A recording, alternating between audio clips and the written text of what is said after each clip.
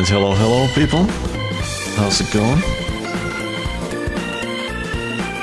Let's turn down the music. I believe it's quite high.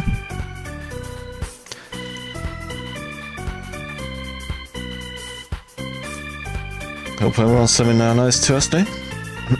Hello Ed, hello Rama, hello Inso, hello Maticus. How's it going? Today I'm gonna play Disco Elysium some more. Not sure if I'll play other games. Yeah.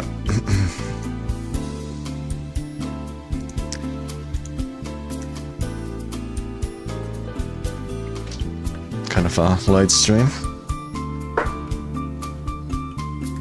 But I thought I'd play some Disco Elysium.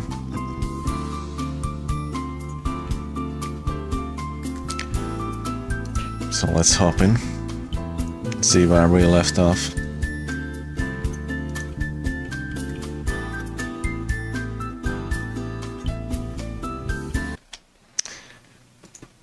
Switch into the scene.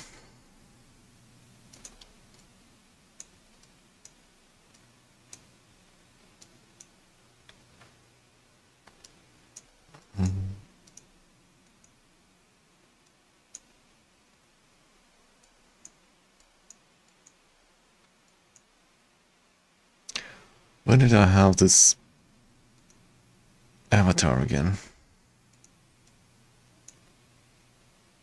Not sure.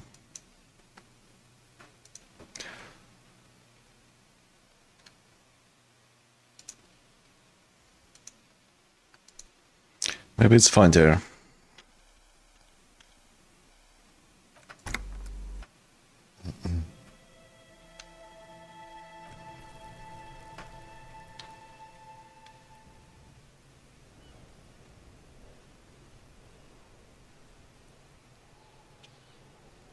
We were talking to Kuno. Fuck does Kuno care? Kuno doesn't.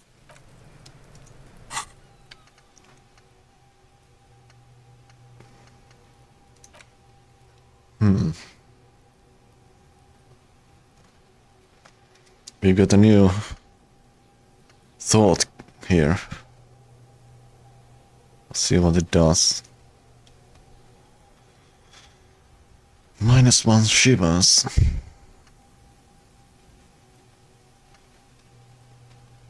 Well, that's not good.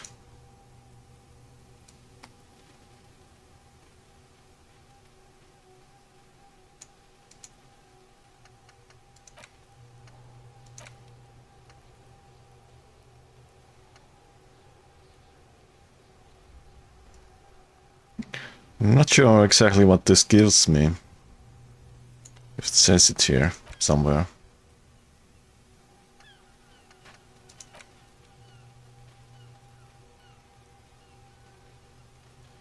Yeah, you only get -1 only for the recess duration. Yeah, I got that, but it doesn't give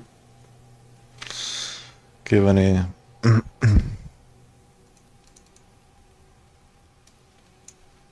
I mean, I don't see what it gives me.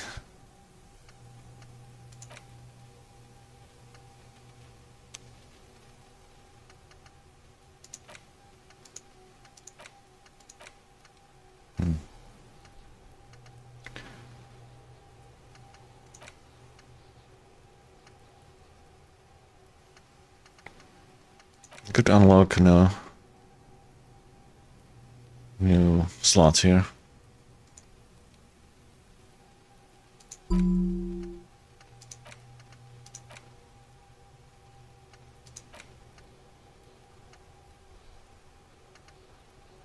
And internalize these things.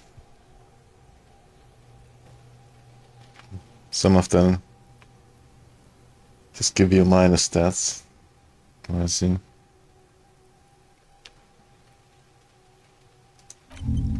Let's try this.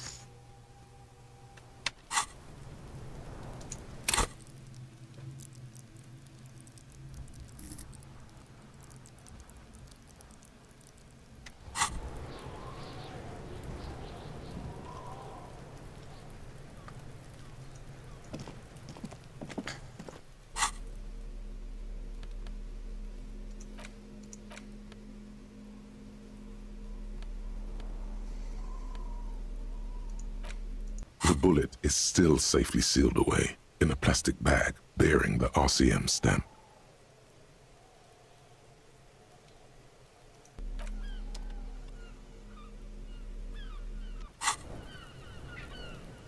So look at my journal.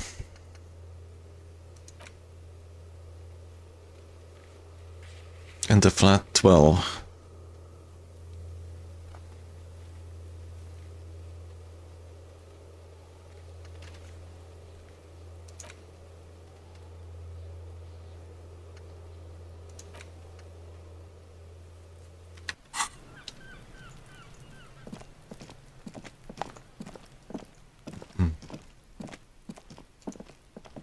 Oh, I just noticed her over there.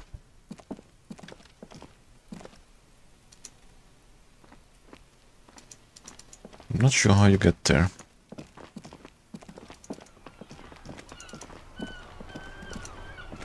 Hello, Duke.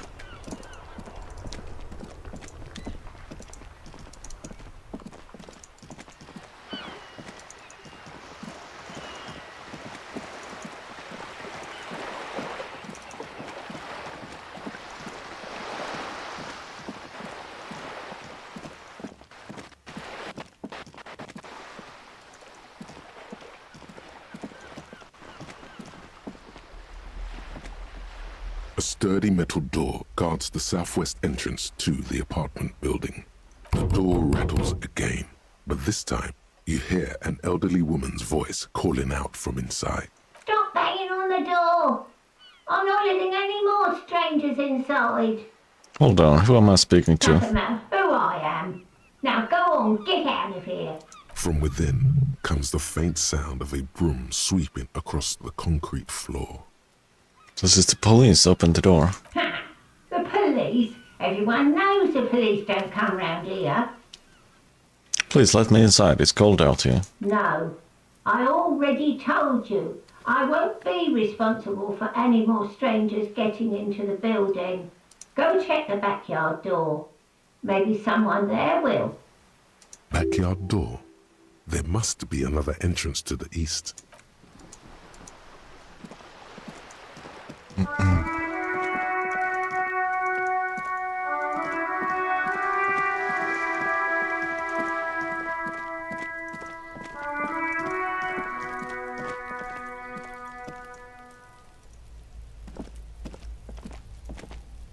There must be another way into the building. Oh wow, that was loud.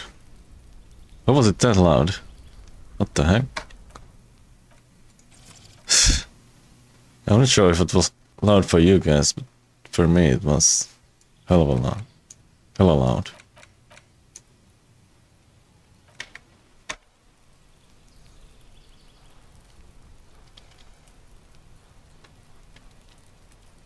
Hey, what's that noise down there?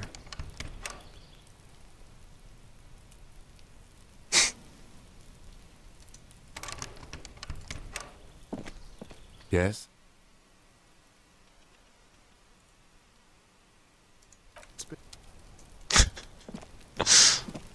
Damn, Kim shouting in my ear.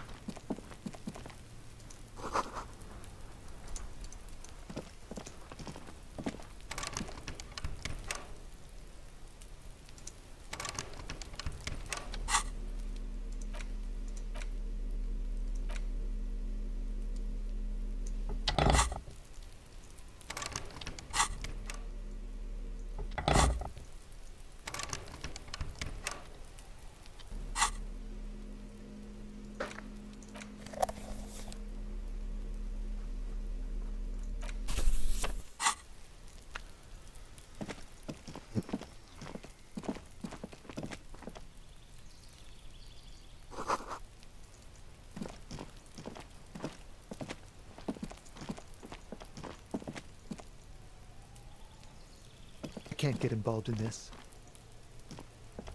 You see a young man on a balcony nursing a cigarette. His eyes have been following you for a while. Not looking for any trouble, officer.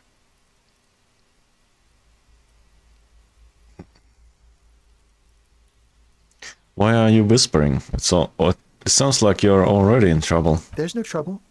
I'm just speaking in a lowered voice. I don't want to be seen talking to the gendarmerie if that's okay.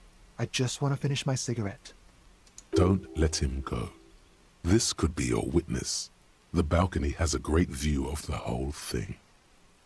Actually, the gendarmerie really needs to talk to you. Is it really that important? Like a nervous cat, he keeps stealing looks at the neighboring windows. All right, but make it quick. Once I finish this cigarette, I have to run. I need to get inside this apartment building. Can you help me? Help you? No, sorry, gendarme. I have to run. Looks like you've got a good view of the building's backyard. Can you tell me anything about the hanging? I can tell that you finally got him down. Thank you. It was quite a disturbing sight, even by Martinet's standards. What were you doing last Sunday? Oh. You already asked me that, didn't you?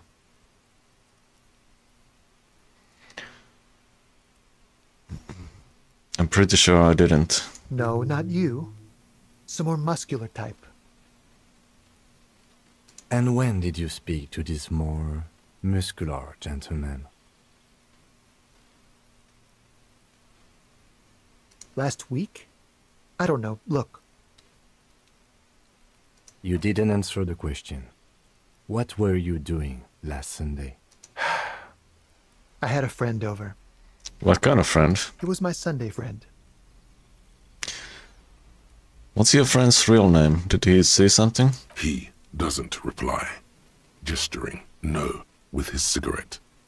In the neighboring windows, you can see faint reflections of his silhouette, all from different angles. Can you tell me your name? My name? My name is Martin Martinez. Martin Martinez? Good local name. Let's go with that. Alright, we'll talk later. No. We won't. Now, if you'll excuse me, I really need to get going. Alright. This isn't Wow. a place or time for questions. Who knows who might be watching? from a 17%. distance, hidden behind the curtains. Hey, listen. I'm just trying to make things okay again. Can we meet again somewhere else? For a moment, the man on the balcony seems almost vulnerable. Something moves in the depths of his feline eyes, compassion, and a hint of understanding. I am sorry, but I really don't have the information you're looking for. But, hold on, what's that? For a split second, his hand lingers, as though gesturing towards a stone placed right next to the front door. It's a sign. Yes, it's a sign. Good luck with the investigation. Stone placed right next to the front door.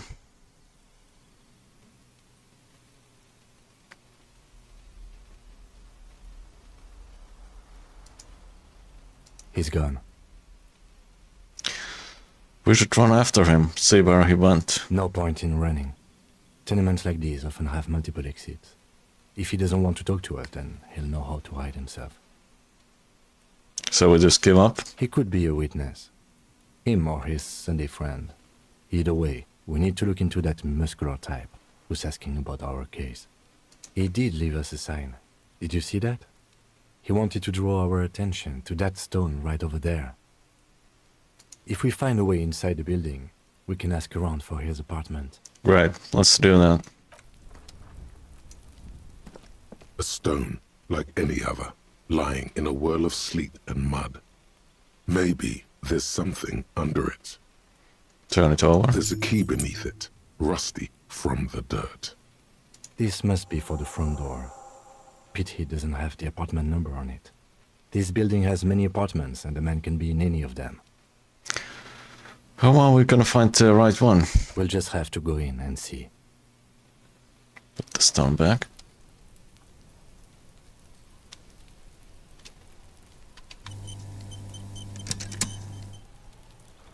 Alright.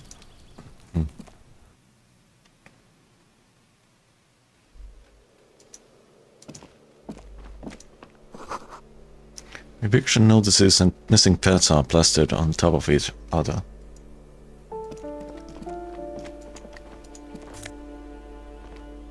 Glasses. Hey there, Layla. This box is filled with cleaning chemicals, smells of laundry detergent.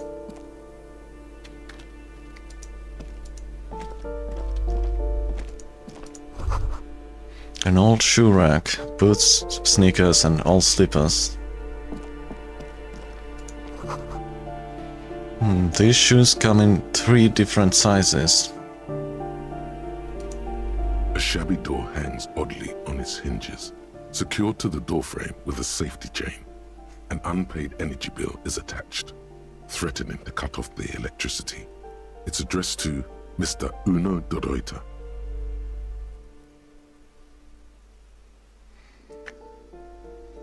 Looks like we found where Kuno's dad lives. And the place comes with 3 months' worth of utility bills. Sleep.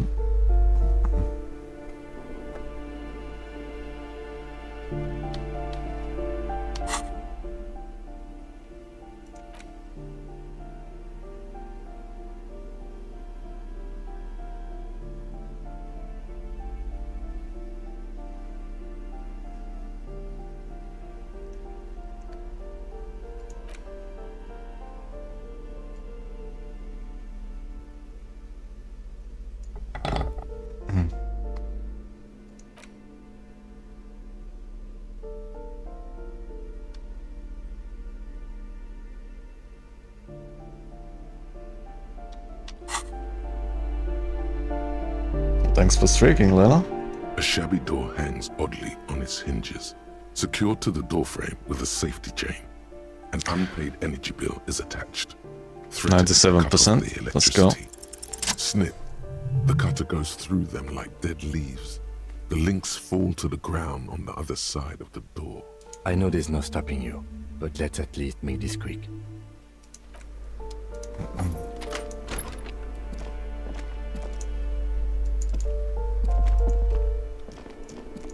Can we close the door? No? Okay. Kuno de Ryuta is the name on the unfinished homework. It's from 2 years ago. Classy erotica covers the wall, ranked for moisture.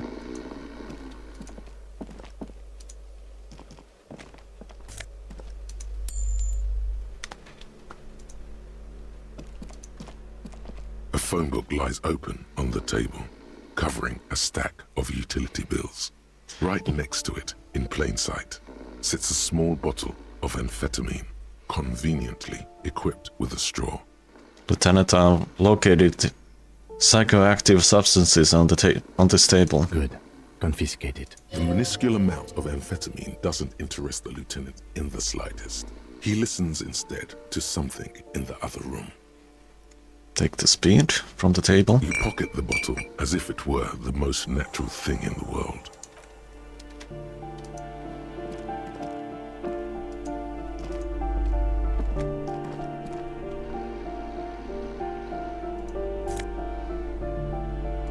Nice pants.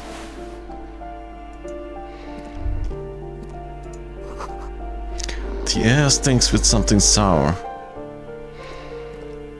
A bundle of clothes heaped on the bed. A stained parka, some towels and a duvet. Some socks even. In the dark, it looks like a nest. Hold up, Lieutenant. Look at that pile of clothes.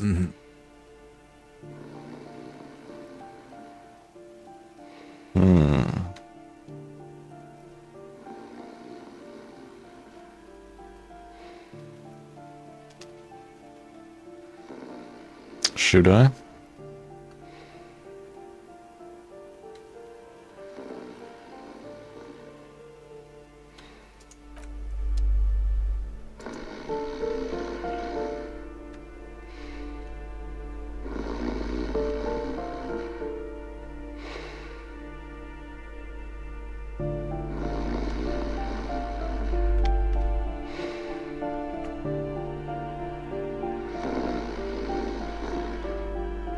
bundle of clothes. In the dark, it looks like a nest. Slowly reach out your hand. Something underneath there is breathing. Keep extending your hand towards the pile. Your hand touches a greasy duvet covered in cigarette burns and ketchup stains. You hear a growl. There is something alive underneath it. Thanks for streaking, Ed. It's deep in suffering somehow. Pull the blanket You off. see a 60-year-old, fat, red-headed man passed out from large amounts of alcohol and God knows what else. The smell of shit rises from his mouth. You don't have to take him down. He's already down. Kim, is this thing even alive? I'm afraid it is. Look, it moves. And look, the other foot is camouflaged by a striped sock bearing the name Maxtor on the sole. 3 toes are poking out of a hole. Maxtor is a gas company. He's wearing free socks from a gas company. They probably came with the bills. A groan rises from the man's throat, dry like a death rattle. He's trying to say something in his sleep. Figure out what he's trying to say. The man groans once again, but his tongue keeps failing him. It's impossible to Oh, make hello, out the Plutistan. syllables. Wheelbarrow A hand summoned you. emerges from the blankets, trying to gesticulate something. And then it dawns upon you, clear and surreal. Pigs, he says. He's trying to call you pigs. What did he just say? His hand falls back on the bed, limp and defeated. A loud snore escapes his mouth. He's asleep again. At least he got to say his piece. Is this Kuna's father we are seeing? Well, judging by the color of his hair, I would say yes, it is. The lieutenant's right. The man's unwashed hair bears a familiar ginger tone. Even the hair on his chest is coppery. The light from the window falls into his half-open eyes.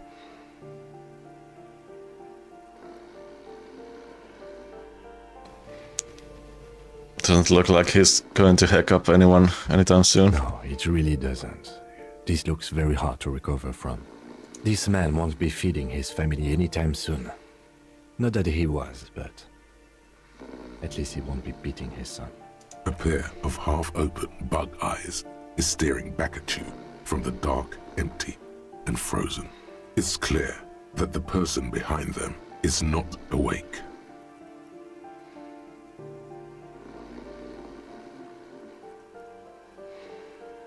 Hold on, what happened to his eyes? Can't you tell? It happens to exceptionally committed substance abusers. They fall asleep with their eyelids still open. Not a pretty sight. This is serious damage. I'm still not sure if he's dead. He's not dead. Hello,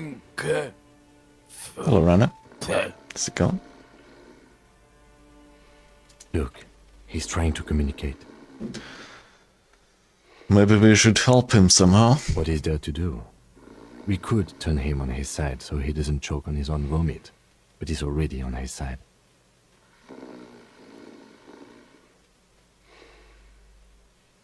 Not. We could take him to Remedy or Saint-Baptiste, but he doesn't have money for medical services. The almshouse would turn him down. They don't do charity for people who are trying to kill themselves. Besides, he'll be dead in a few. The pile of blankets grunts miserably.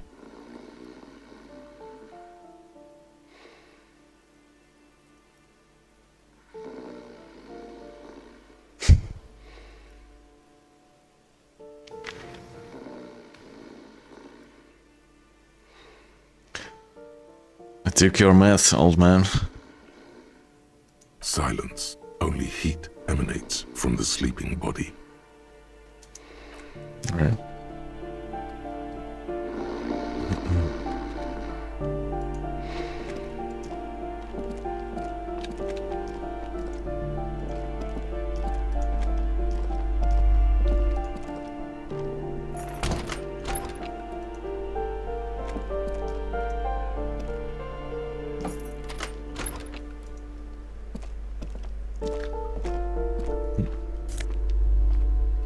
Magnesium and alcohol. Moss on bathroom tiles. Shower curtains are covered in some sort of slime.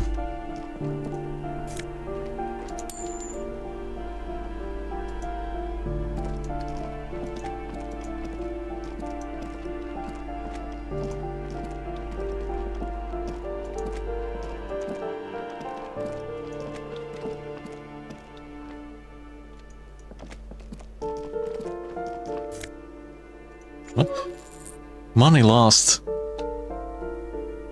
0 real. What?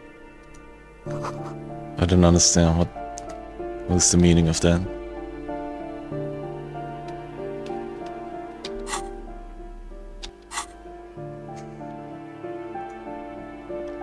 This door has been closed with a padlock.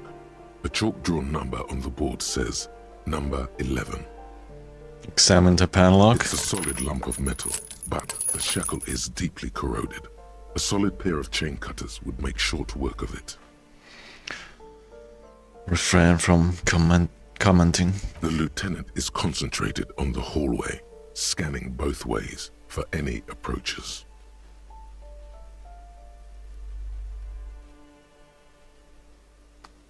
Let's go.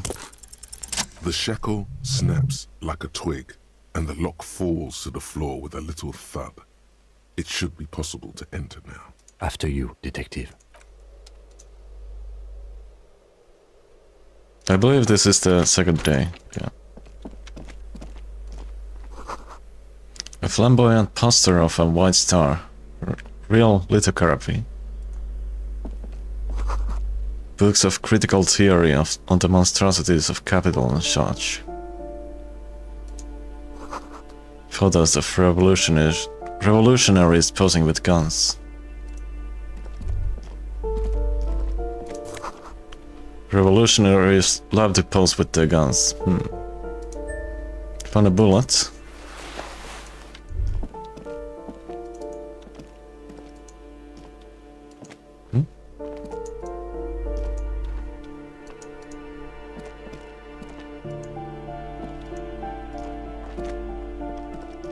A plaster-cast bust depicts a middle-aged man with impressive sideburns.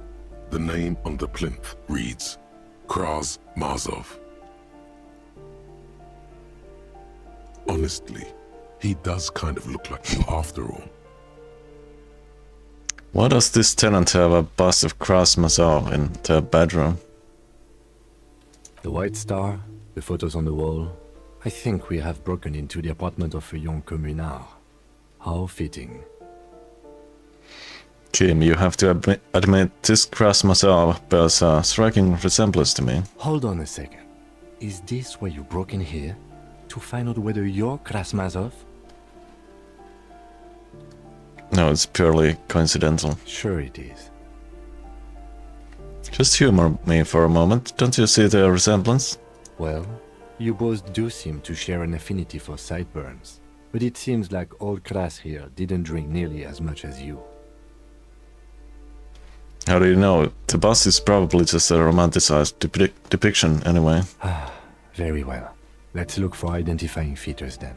Doesn't he have a birthmark right here? What about you?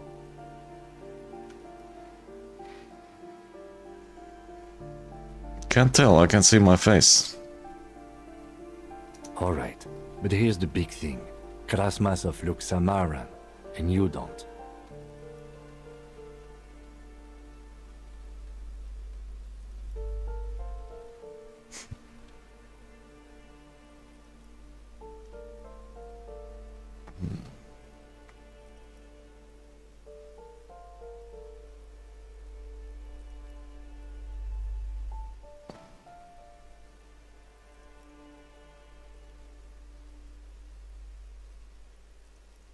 No, he doesn't. Yes, he does. Look at his eyes. Wasn't his mother a Samaran immigrant? I'm part Samaran myself. Okay, you win. Be Kraz Mazov then. I don't care. Why are you so hell-bent on proving that you're Kraz Mazov anyway?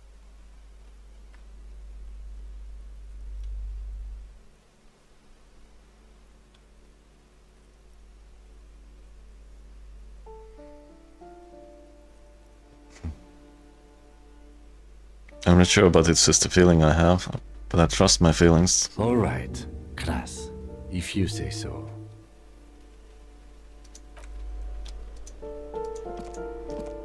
There was a thought bubble here. That I might have missed.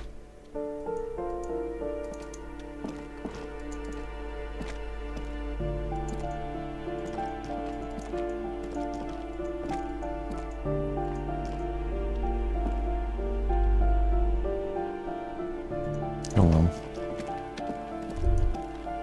That isn't just a five-pointed star. It's an inverted white pentagram cradled in a wreath of antlers. The iconography of communism, in other words.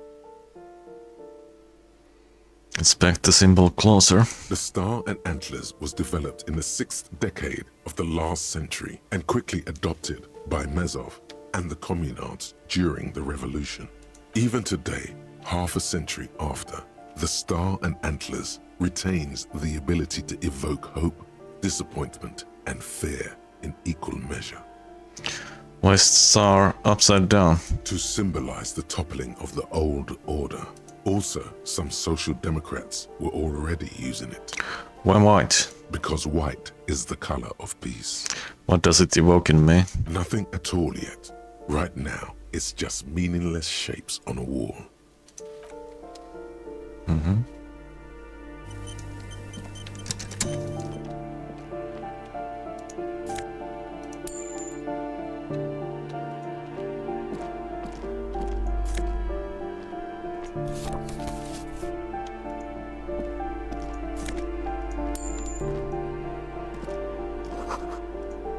That's locked. You hear someone walking around inside, rearranging the furniture. The number on the panel says 10. Let's not enter right now.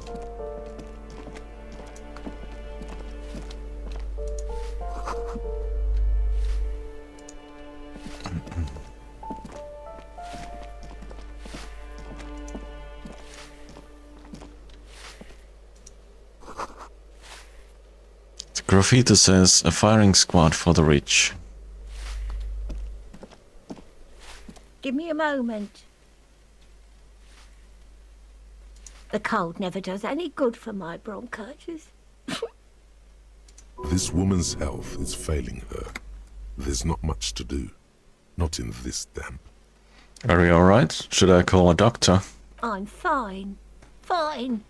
Don't you worry about me.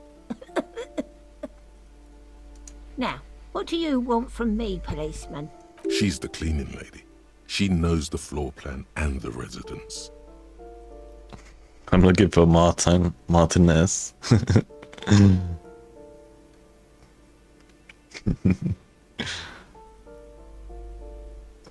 That's not a real name.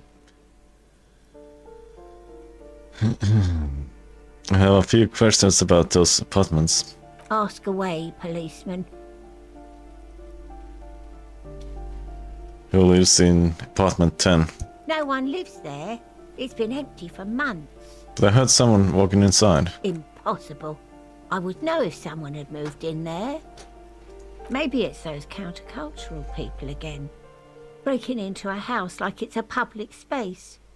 You're a policeman. Be good and take a look, will you? Sure, I'll go and see what I can find. Great.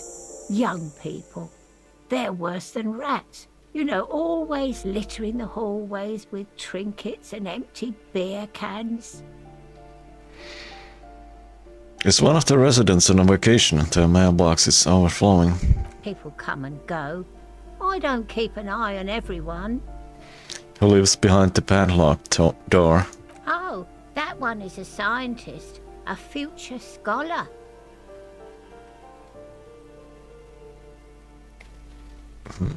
Maybe someone who makes meth? I think he studies astrology at the community college. Education's good. I always tell them to study. Something to do with all those stars around his door. He asked me to leave his drawings up on the wall.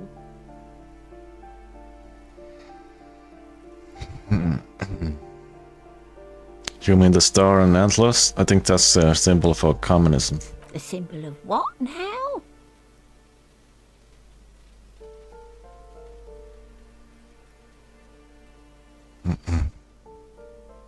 Communism, it's a political ideology. Ah. All I know about politics is that it's brought us more harm than good. Tell me about the man who lives at the end of the hallway.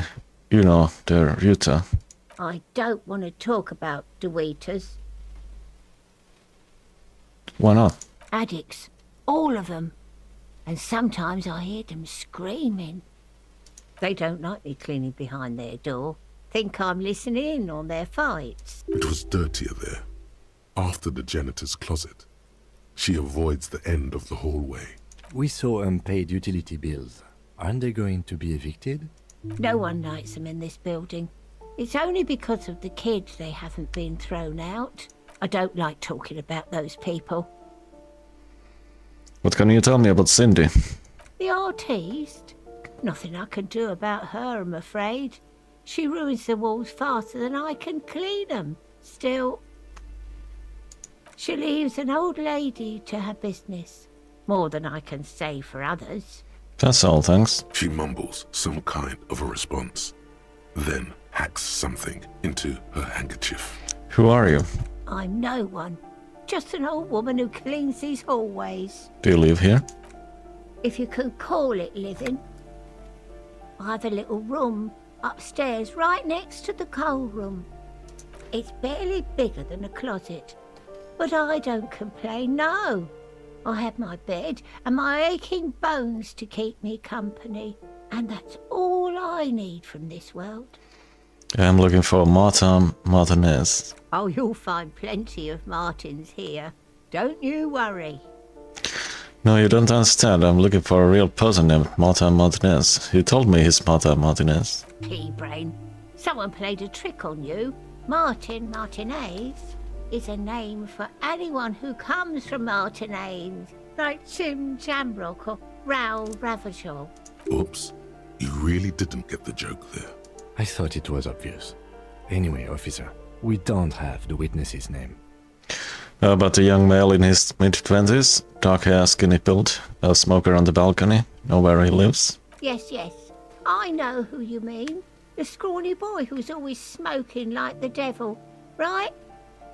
Somewhere in the building, a child starts crying. You hear a radio tuned to a talk show and someone taking a shower.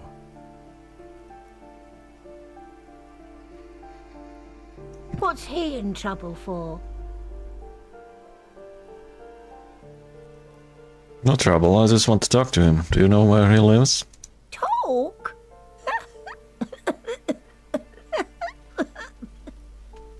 He lives upstairs in room 28. Go to the balcony. It's one of those doors there. He's usually home in the evening.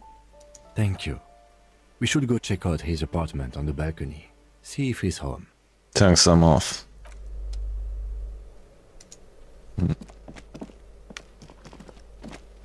That's the exit. That's the balcony.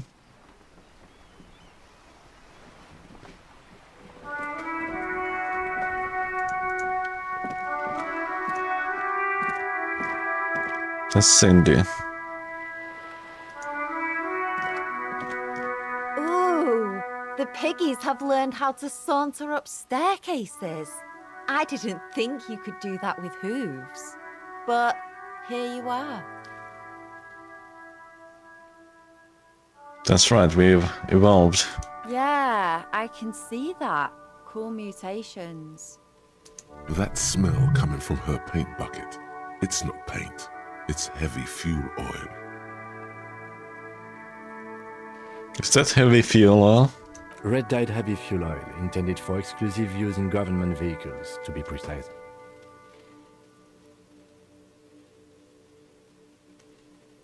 What did you think I was using? Aquarels? Sucked it out of a cop's fuel tank myself. Back in Jamrock.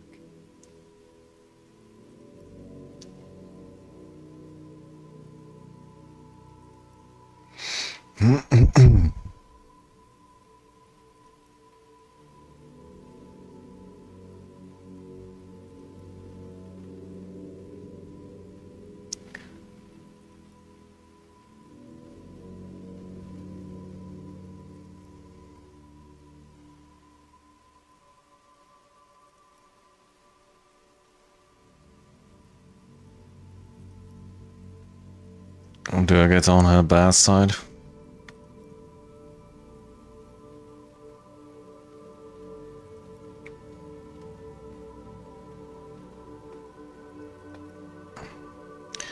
Fumes are bad for you, okay? Something to think about next time you're driving around in your pretty little piggy carriage.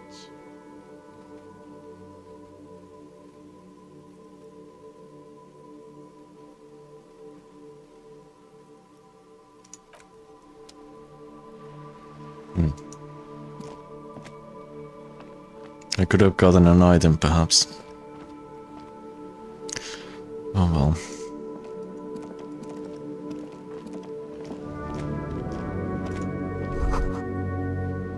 Door's locked.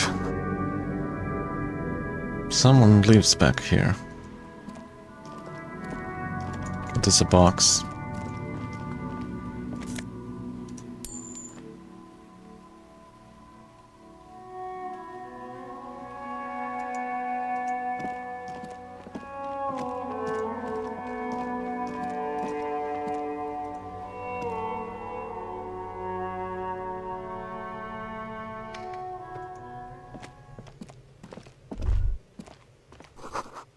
A 100 tiny feet scurrying beneath the great, the rats of the city.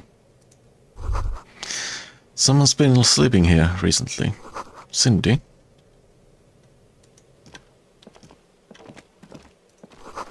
Enough coal to last for several winters. Smells of chemicals.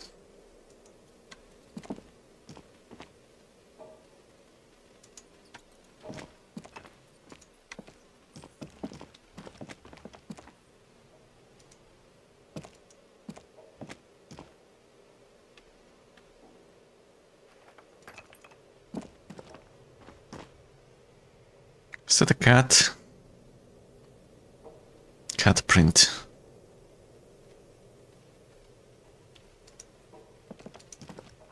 Yeah, what's up, Mark? How are you doing? More pants.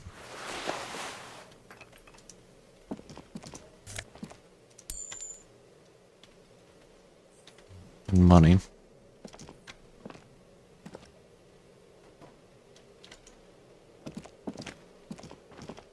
Are you doing well? I'm glad to hear that. Doing alright. Thanks for asking.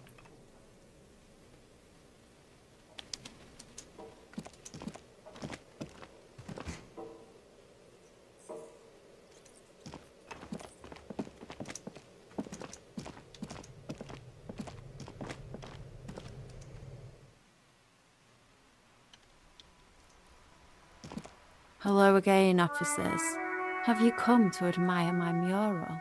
Is that bed in the call room yours? Ooh. Not only have you found my address, you've discovered my biggest secret. I'm a coal miner. Hello, Garrett. How are you doing?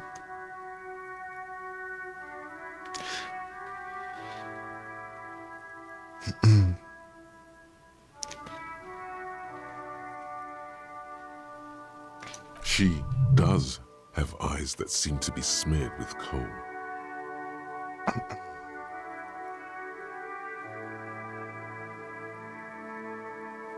Really, you're a miner? Yes. I keep hoping a shaft will collapse on me, but somehow it never happens. Don't you have a real home? Does anyone in a city like this? It's not the nicest place, but I guess it'll have to do. It doesn't have to do anything at all. Nothing does. Like me. Right now, I'm doing nothing at all. Cool. I have some other questions. Shoot, Piggy. It's what you do, isn't it? Catch you later, Cindy.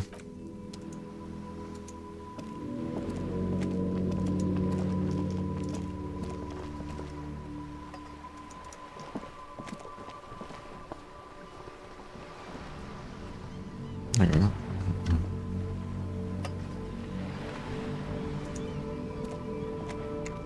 Let's go back inside.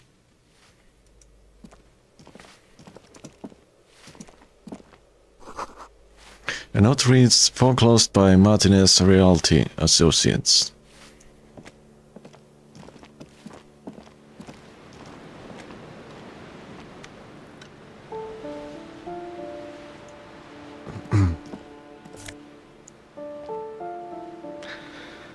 "16 days of coldest April." What is that?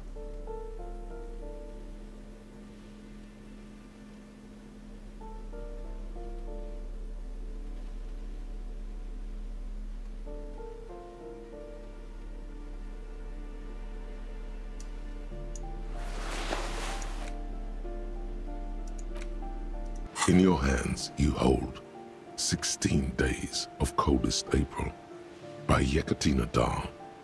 The cover image shows a row of concrete apartments above which span a black and white rainbow. Feels heavy. Indeed, the book is unusually heavy in your hands, as though the cover were lined with lead.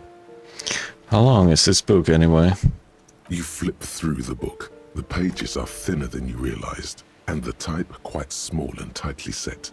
It's nearly 600 pages long. Real art is dense and difficult. If it didn't feel like you had to wrestle a suicidal bear to get through it, you weren't really reading. Look at the back cover. The back cover is dominated by a black and white photograph of the author. What does she look like? She can't be much older than her mid-30s in this photograph, and yet, from this cover, the eyes of a sad old woman stare back at you. Start reading. In cold, detached prose, the author describes a scene from one of the Yugoslavia riots in the 20s. Youths overturned motor carriages and set trash cans ablaze, while heavily armored guardsmen dash in and disperse them in a flurry of baton blows. The Yugoslavia riots took place from 27 to 29. Fueled by ethnic unrest and the state's repressive tactics, these events are often seen as marking the end of a brief period of liberalization known as the Yugoslavia Spring. Like No, all dude. such periods, it is frequently memorialized in art and literature. As ethnic tensions run wild, a pair of young lovers meet each other on the street.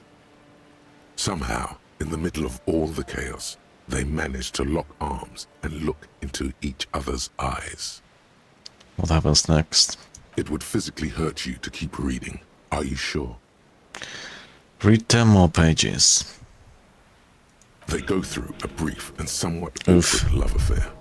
And in the end, they betray each other and succumb to the absurdity of Gradian life.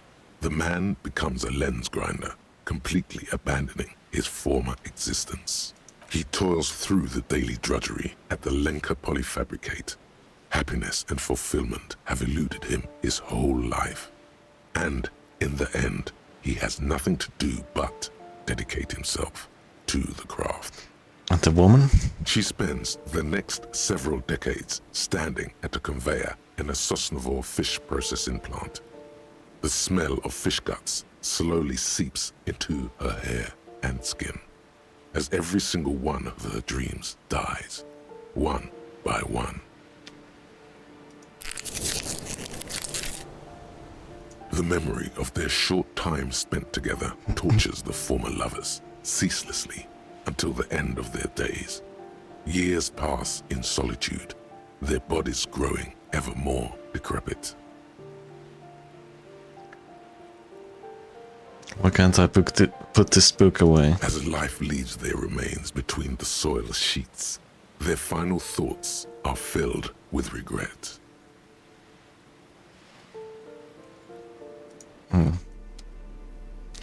I thought there would be like maybe a gun hidden inside the book. Because it was heavy.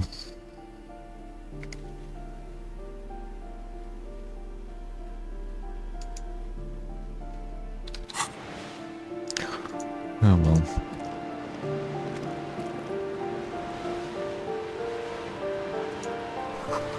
The sea below looks cold and winter grey.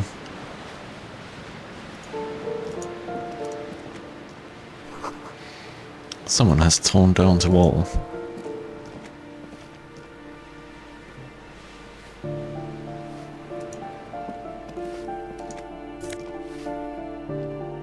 Most of it. Money. An old grocery list on the table and checks.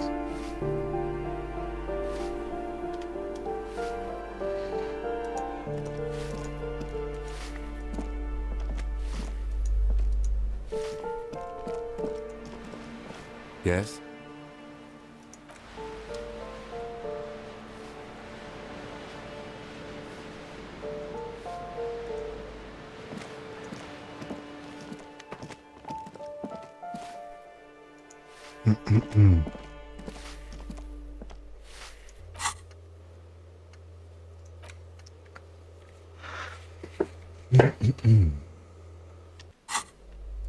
Apartment 10.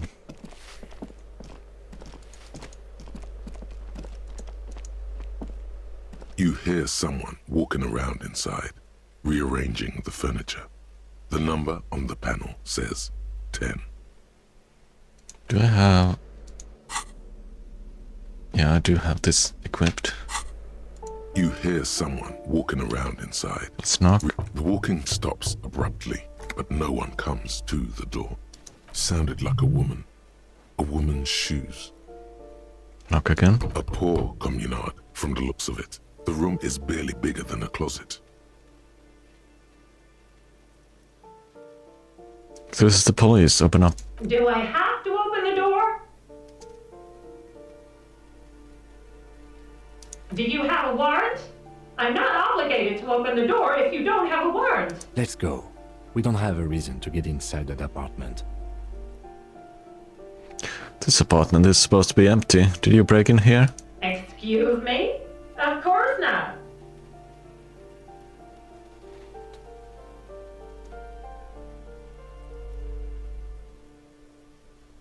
I don't need a warrant if I suspect there's been a break-in.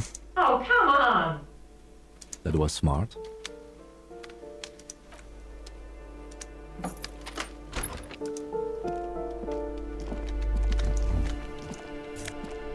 Nice shoes. +1 to indirect modes of taxation.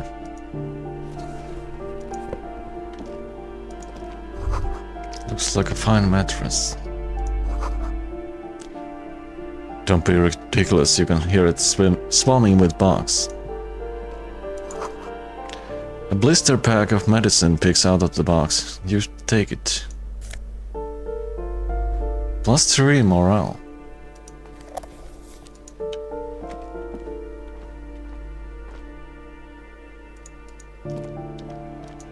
Satisfied? My name is Marielle Charpentier, and I'm an agent with Martinez Realty Associates. I am not breaking in, as I have every right to be here. The keys, see?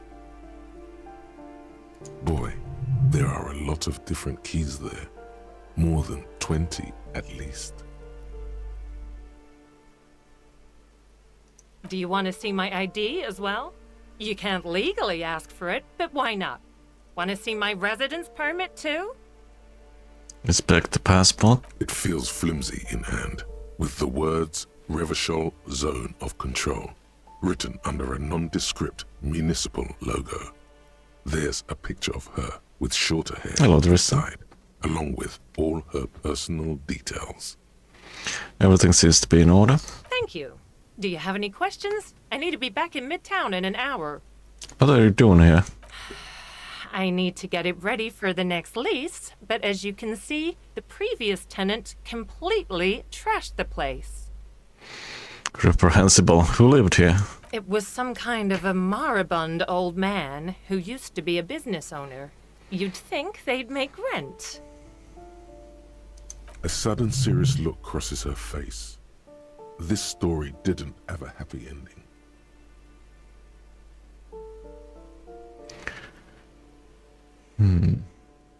Old man. Business owner. But that was months ago.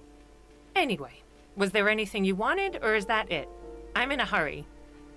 Who lived in the foreclosed apartment down the hallway? Oh, that's another huge mess. The former tenant owes us 3 months of rent. 3. We closed the apartment and planned on auctioning off the valuables, but And again, I have no idea how stupid mistakes like this can even happen. But Ron, when he came to close the door, didn't close the neighboring door. And there's a hole in the wall. A hole in the wall. Can you believe it? And then the tenant ran off with his stuff. He's gone. The money's gone. Just like that. The sum must have been puny.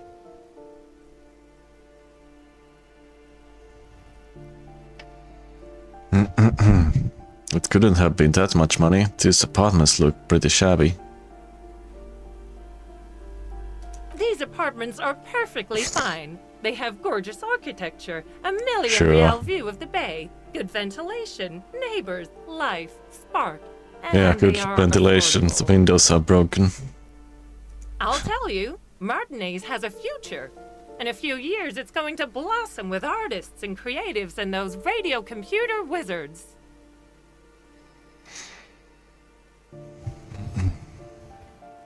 My money has also disappeared, I think. Well, it does not disappear from my hands. No, I don't let it.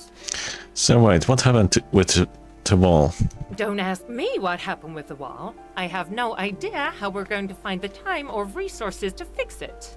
Both apartments are now unrentable. Both. That's all, thank you. Of course. Alright. Master Investigator, you just can't keep yourself away from locked and hidden places, can you?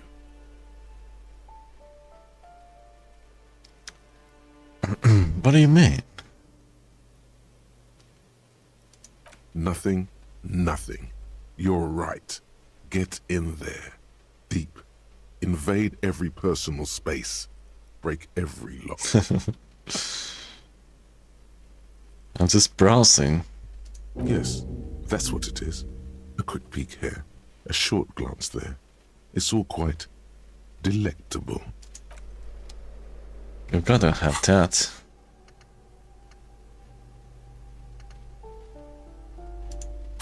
Oh, we got the level up.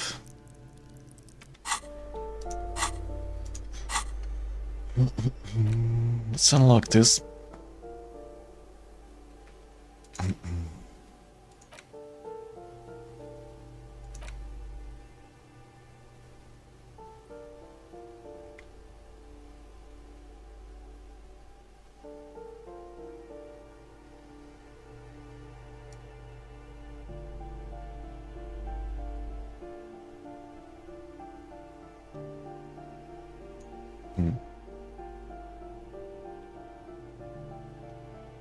-1 spirit decor.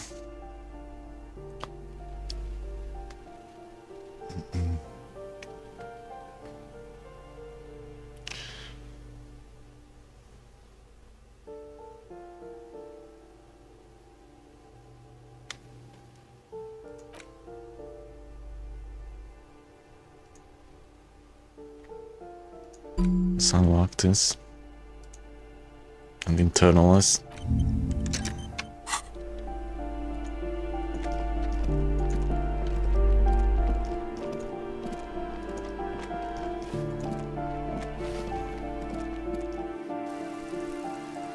Alright, this gets me here.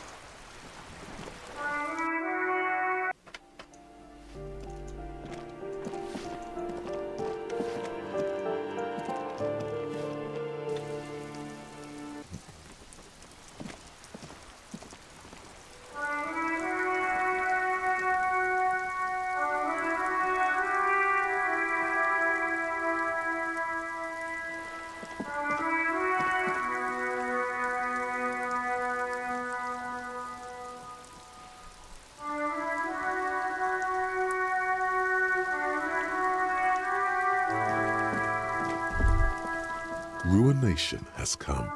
The broken arches betray the once grand history of this building. It towered over the harbor until it happened. From a guess about what happened. A great force from the northeast fired into the city. Heavy artillery shelled the coastline. Fired from the water. A straight shot into Revachol. The tenement acted as a defensive wall against the worst of the shelling until it was destroyed, and they had a direct firing line. The wind blows through your hair. The sea breeze cuts around you, high on the balcony, as you stare over the edge at the sea. Take in the ocean. The waves of the Martinez Inlet roll over the fallen remains of the building. The dark waters obscure the better part of the remains. This is where the damage came from somewhere in the inlet, the cannons. Look at the ruins in the water. Those arches acted as support for something greater than what you see now. Only 3 stories stand where 9 to 12 once did. Restoration has failed. What the shelling took out was never rebuilt. Who did this damage? A fleet, the combined armies of Occident and Grad, with Mesk volunteers, a 5-nation army, hundreds of vessels. They massed airships further down in the Bay of Revachol. The artillery was so powerful. The ships not only required gyroscopic stabilization, they were anchored into the ocean floor as well. Many are still there to this day. If you squint, you can just barely see the shadow on the water, far in the northeast. Cannons still ready to placate Revachol. Hakim, do you know who shelled our city? The Coalition. But that was a long time ago. I think we should move on. It's chilly up here. I wonder what I look up here. I look like up on this edge. From the eyes of a seagull, a nest of brown hair, not worth the 50-foot dive. From a pedestrian on the dock, a rugged man staring out to sea, mere feet from fatality. From a guest on the balcony of the Whirling in Rags, a silhouette imposing enough to be seen at a distance. Time to go.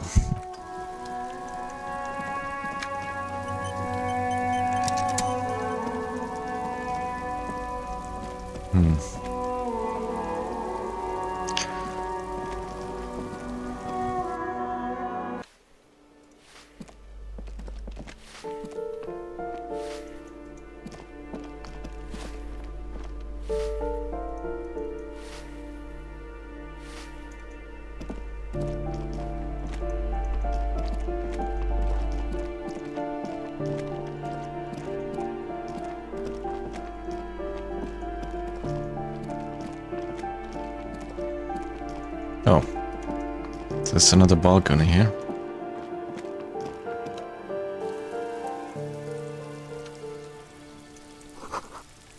The breaker box is full of cigarette butts and electric wires.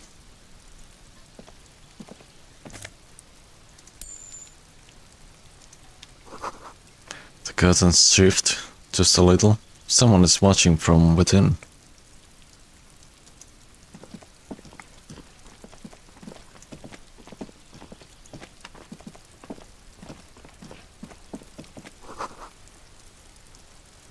Just the door, nothing for you here right now.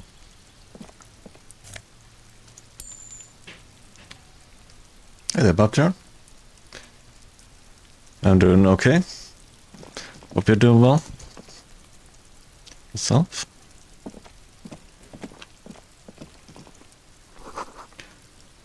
Playing Disco Elysium more?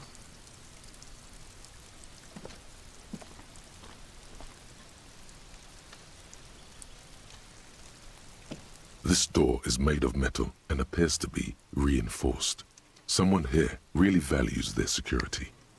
Number 28. This is where the cleaning lady said the smoker on the balcony lives. Let's see if anyone's home. Knock on the door. No one answers.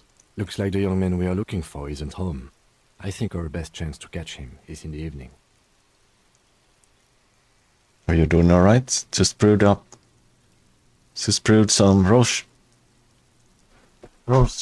hip tea.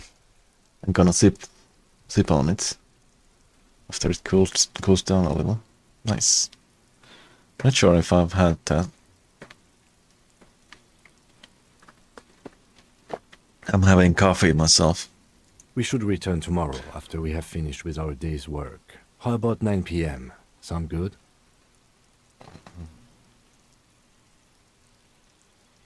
What do you mean? The smoker on the balcony. This is why we're here, right? He might know something about the murder. So tomorrow 9 p.m.? Don't worry.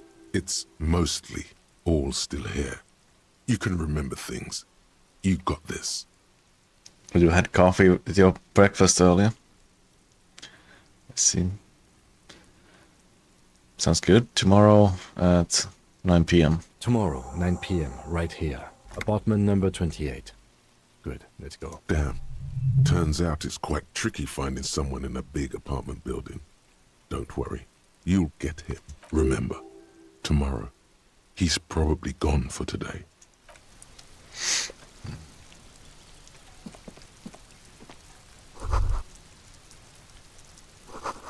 Complete silence. Whoever lives here isn't home. This is the door to apartment 30. Voices from within, singing along to some buoyant dance track.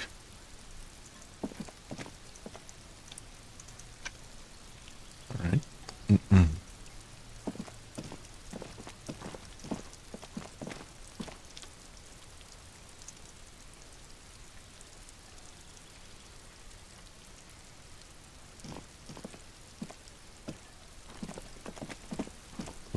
Looks like that's it for this place.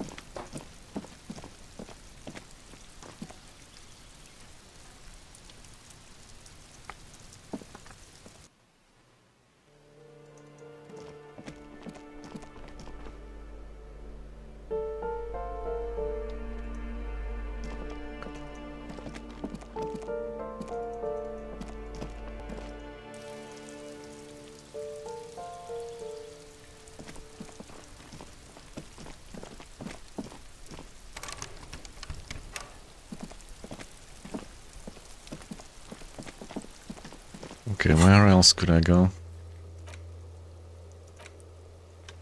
Right. Let's get back to Kuno.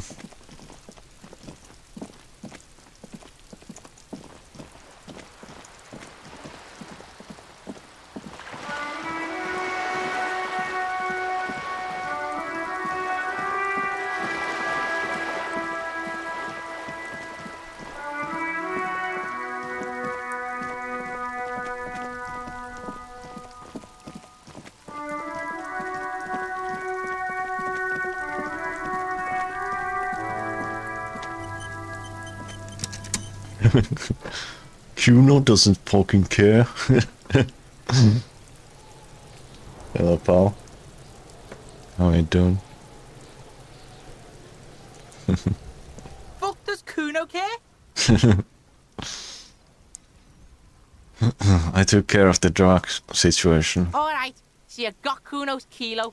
Here is how we do it. First, you give Kuno Kuno's kilo, then Kuno gives you half back. That's how we split it. It's the best way. Street way.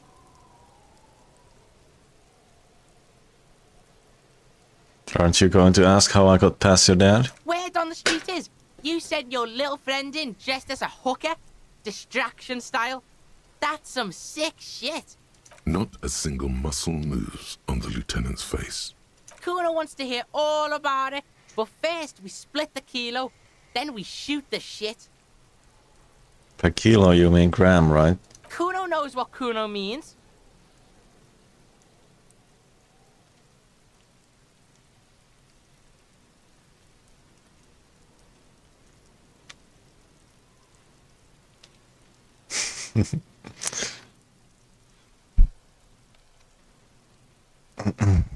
I'm keeping it. You don't need more drugs, you're 12.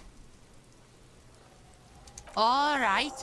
Kuno knew you'd try that sneaky pig shit on him. Tell him, Kuno! Kuno's got brains. This shit doesn't surprise Kuno. So Kuno's gonna give you one more chance. Know this, pig. Shit is major. Major fucking choice, pig! Kuno won't take this shit lightly. The pieces are moving, pig. This is fucking domino shit. Not like he thinks, but you can feel it. Somehow, this will change things. Tick, tick, tick, tick. Decision time. What's it gonna be? You gonna fuck the Kuno?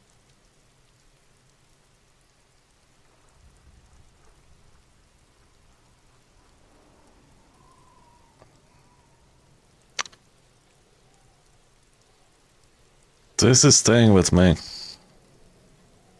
Alright. You fucked the Kuno. Everybody, Kuno got fucked by his pocket pig. Just when we getting our business on, the pig throws it all away. I told you he can't be trusted. I told you. I told you he'd steal the shit. Relax, see? We got plenty of Kilo. Kilo underground, in the tree. This ain't about that. This is about you and Kuno. You mismanaged this shit. Now everything is fucked between us. How are you gonna make this up to the Kuno, huh?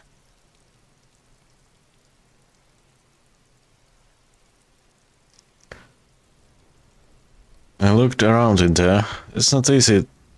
It's not the easy life you got going on in that apartment. The fuck do you know about Kuno's life? Kuno's got plans. Get the fuck out of here. Yeah, we got plans.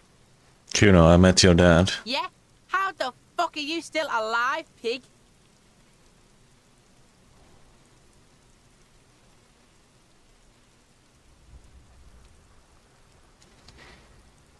Kuno, your dad is a half-dead alcoholic. He was sleeping under some clothes.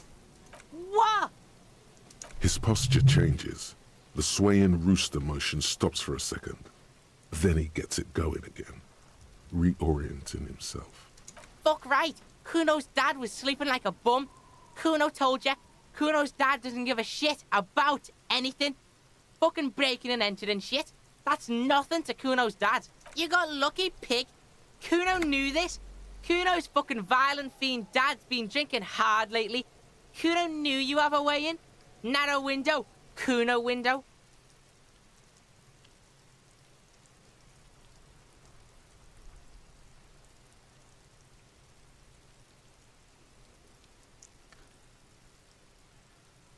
Whatever scary thing he might have been, now he's nothing. Yeah, I think Kuno's dad doesn't care about Kuno.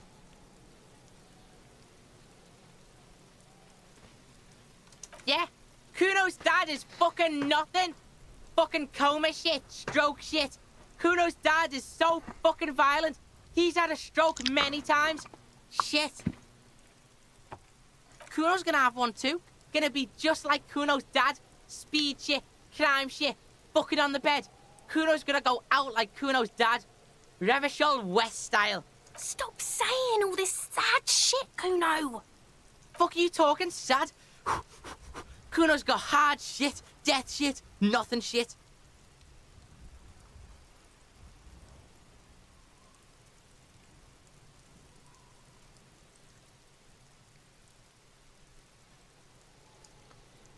You don't have to turn into that. Get your fucking nun-ass out of here before Kuno fucks it dead. You think 'cause you took Kuno's speed, Kuno's gonna sub like a turn into... Kuno ain't turning into shit. Kuno is that shit. If he doesn't stop soon, he's going to collapse from exhaustion. He's red all over. Kuno won! Oh, you won, Kuno!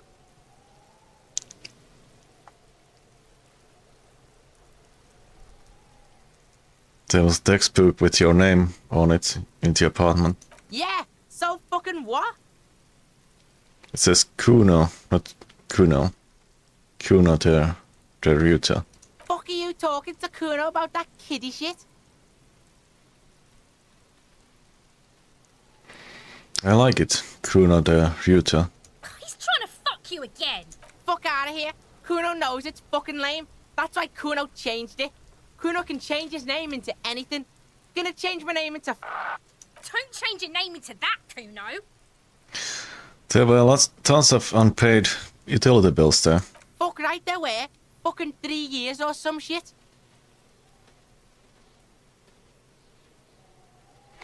There's no place to live in. You have to find somewhere else. That's right. It's a shithole. Kuno's gonna move underground. Leroyme shit. Ancient shit. Kuno's gonna live in a fucking catacomb. Yeah, in a tomb, Kuno. Fuck right there were. Fucking 3 years or some shit.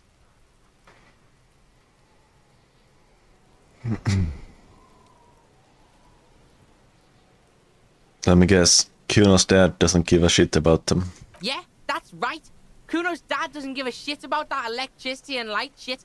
Just wants to pound on people and drink. Change of topic then. Kuno's got that shit under control. I did right not to give you the drugs. Look, let's conclude this. That didn't change shit, pig. That only made things worse. Fucking social worker shit. It doesn't work, pig. It doesn't work, Kuno. Only our shit works. Okay, I'm off.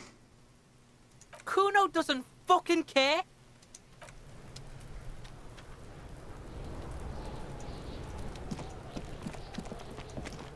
Kuno, the pig's getting pretty close to me. Come to snuff my shit out, I think. Take one step closer. Looks like it's time for me to go, Kuno. Pig's come to take me in. I just want to ask you some questions. I'm going away for a long, long time, Kuno. Going away for life. What's going on there? Fuck are you trying to pull, pig?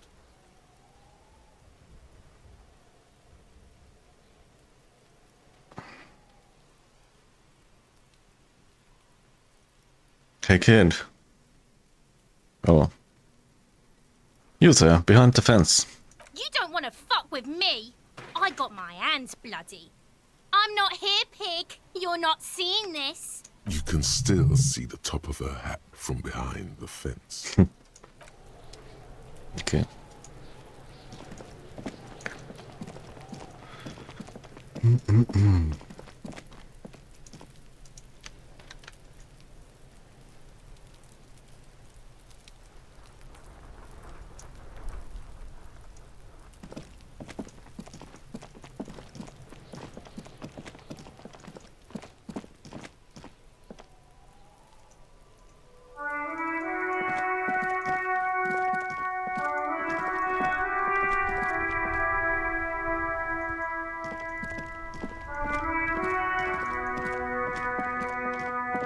Okay, what can we do?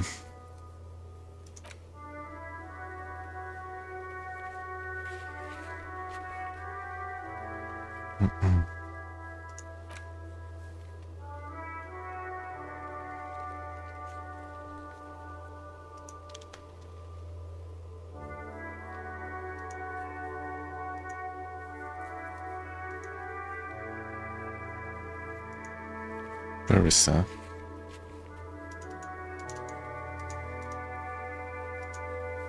Footprints in the dust.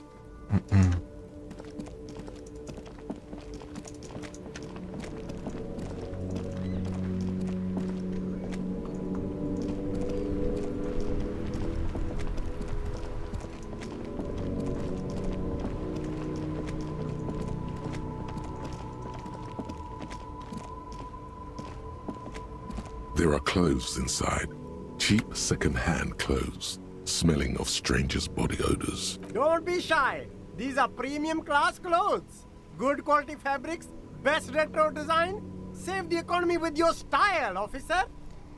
Browse through the box. You find your hands deep in tattered and faded garments made from weird polyester blends that make your body itch and sweat in all the wrong places. The box smells like cat piss or like an old person with no money. Economical, but also trendy. Look firsthand, buy secondhand. Keep Oh, the economy I beat moving. by Spider-Man.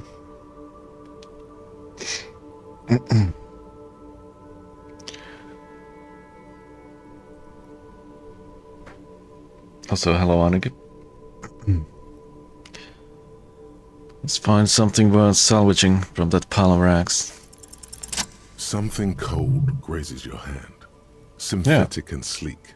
A windbreaker. Surf, it says, but also wind, summer, 100% waterproof, and sport.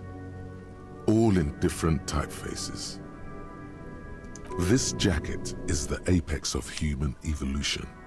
The moment at which man became weatherproof. Good choice, officer. Mega sporty.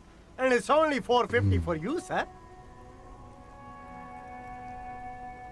This gives composure.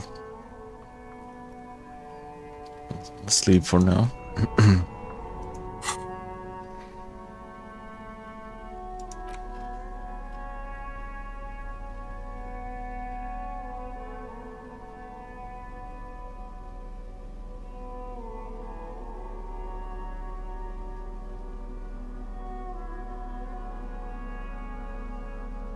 Goodbye, Dad.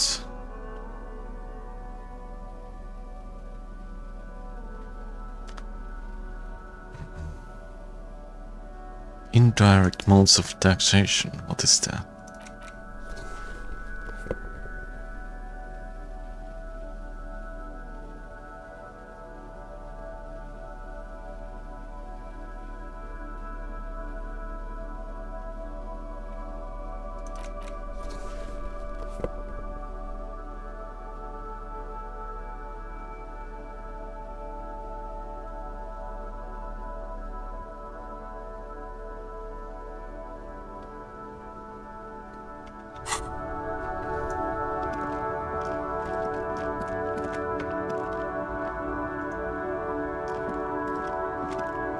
There's a pile of cheap sunglasses in a small box, a variety of shapes and colors. You like sunglasses, officer? I've got the latest styles right here. Try the shades on. Abort. These are hideous. What's more, they don't even fit your face. You can feel them pinching your nose and chafing against your brow. Damn, officer! You look like a mega secret spy. Very secret. They're practically made for you. I'll let you have them for 2 real and 50 cents. It's going to be very difficult for anyone to take you seriously with these things on your face. No, you are definitely not buying those. Don't tell me what to do, Kim. I like those sunglasses. No, I can't. We can't walk around with you looking like this. Okay, fine. Go ahead. If you want to look like a walking midlife crisis, then who am I to interfere? Hello, why not?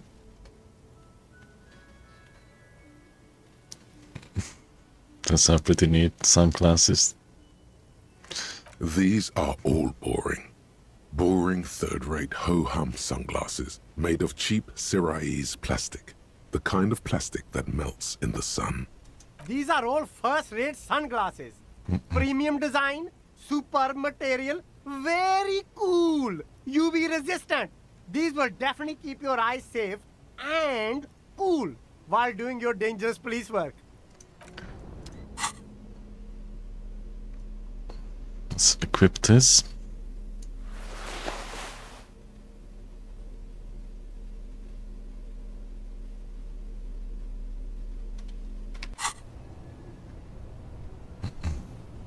The shine on these sunglasses Try this. lasts a lifetime, officer. 100%.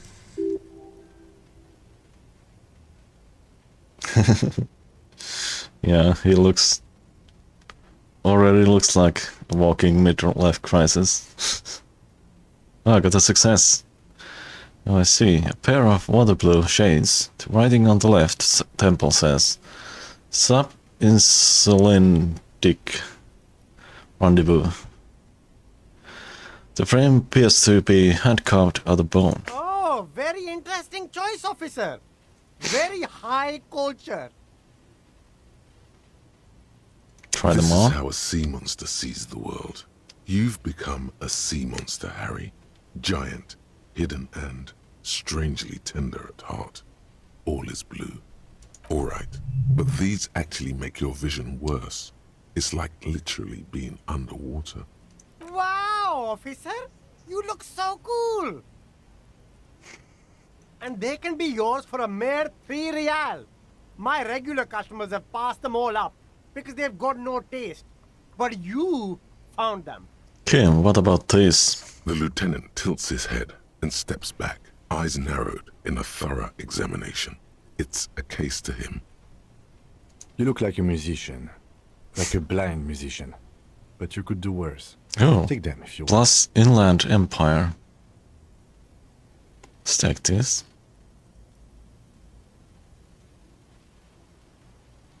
A man who knows his style. Much respect.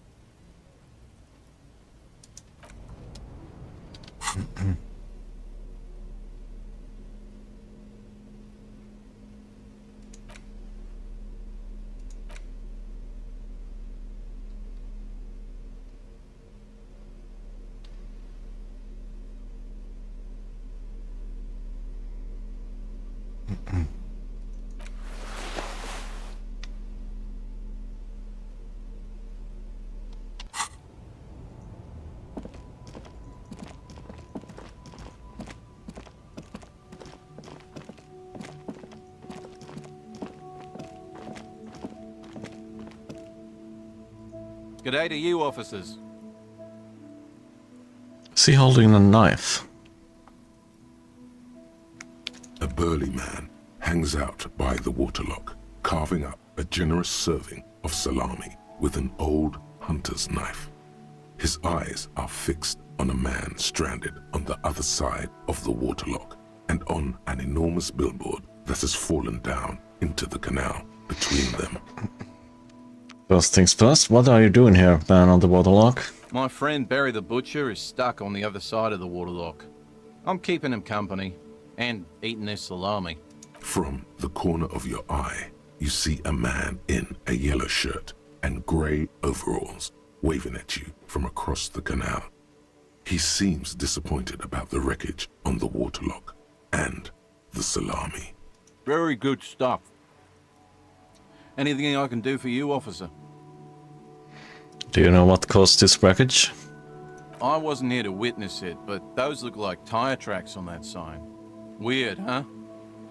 Then again, plenty of daredevil drivers in Revachol.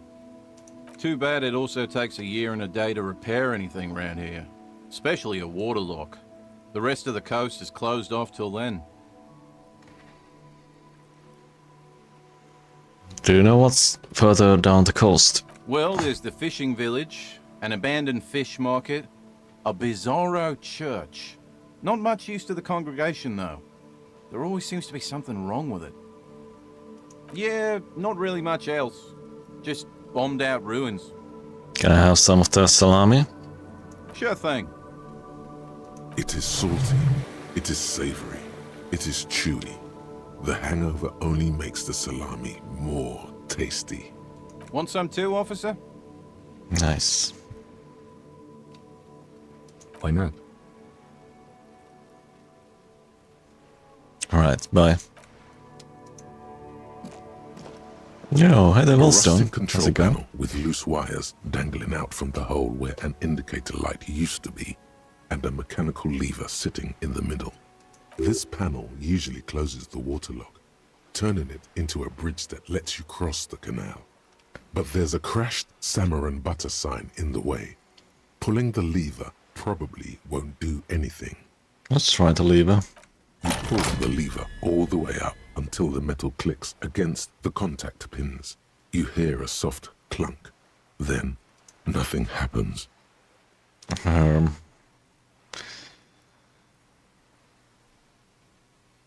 It might break if I try it any harder. Let's release. The spring brings the lever back to its original position. You still need to close the waterlock to get across the canal. Some other way. Wasn't there a sign over there saying functionality will be restored on Wednesday morning? Wednesday morning, okay. That's tomorrow. Aces low.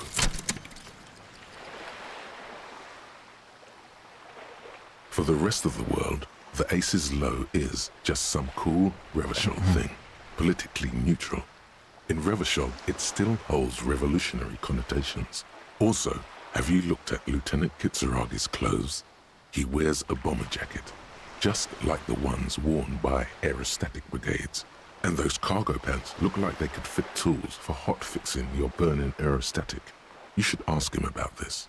Aerostatic.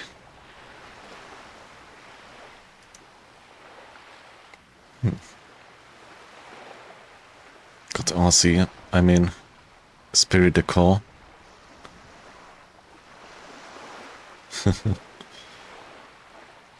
I got empathy towards King Kitsuragi.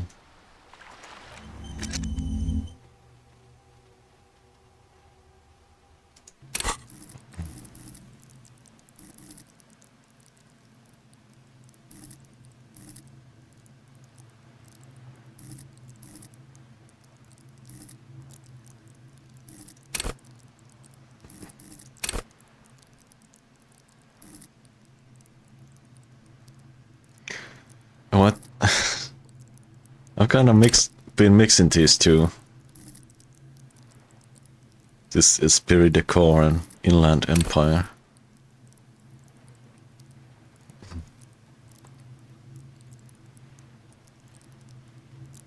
Mixing up. Gut feelings.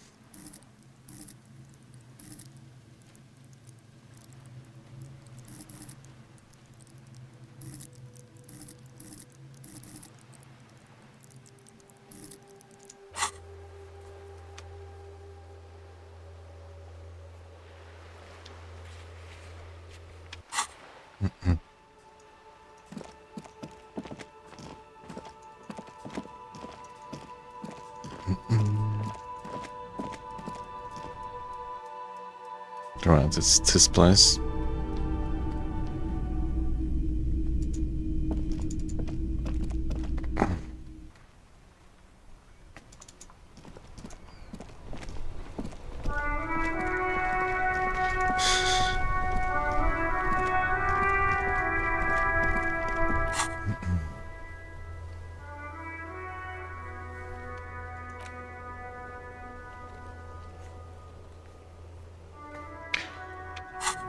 Can I perhaps shout at him?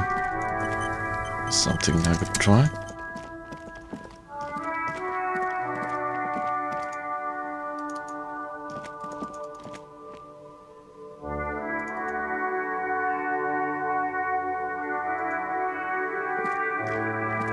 A crumpled billboard reading, "The sign billboard has fallen on the waterlock, keeping it open, and thus out of order." Let's see if I have anything to increase visual calculus.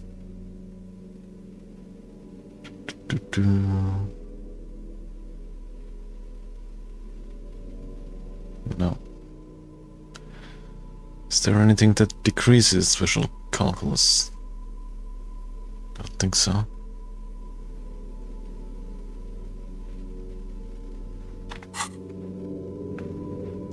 A crumpled the sign billboard has fallen on the waterlock. Judging by the size of the impact and the parallel lines of burnt rubber, the cause was probably a motor vehicle. Oh, it was that car.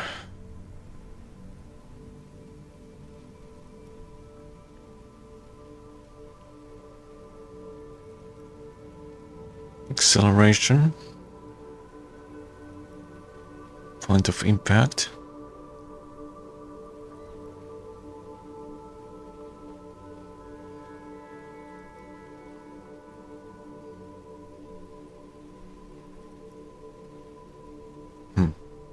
These look like the same tire tracks I saw earlier, in front of the whirling rags.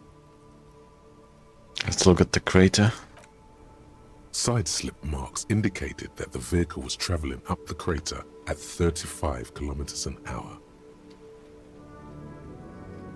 Look at the roof of the shack. The black marks on the roof indicate that the vehicle vaulted from the crater to the roof of the shack. Oh, now I see. I thought it went behind the shack, but it went over it. I see. Look at the sloping metal roof panel. The panel served as a takeoff ramp. Look at the broken posts. The vehicle soared through the air, hitting the billboard and upsetting the posts. Then it continued its flight, taking the billboard with it. Someone's been doing GTA stunts with the car. Look at the sign. The sign broke the vehicle's fall into the canal. The salmon and butter billboard still looks freshly painted, suggesting it took the plunge recently. How recently? Within the past 72 hours. Look at the opposite bank. Opposite. Still speeding, the vehicle made a loop and vanished into the fog along the coast. What was the model of this phantom vehicle? There are two good candidates, the Caprice 40 and the Linéaire G22. Why the Capri 40? It's about the right size, and the tire marks look like they came from the skinny tires frequently found on that motor carriage. The Caprice 40 is a very popular model, with bank clerks, topping pie delivery drivers, secondary school teachers, cops, strippers dressed as cops, undressed strippers. I wonder if this car belonged to that. No, probably not. There was an empty apartment with some rich guy.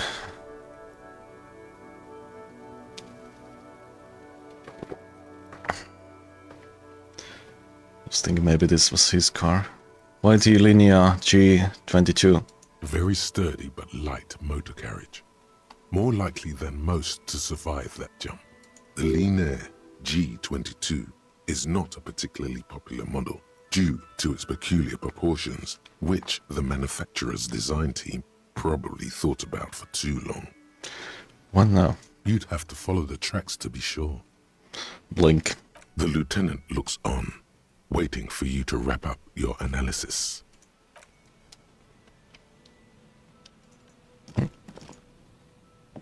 Any theories about what happened here?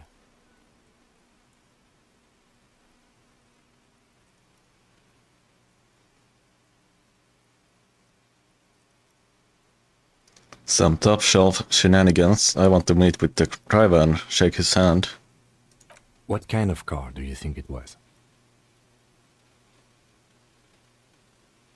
I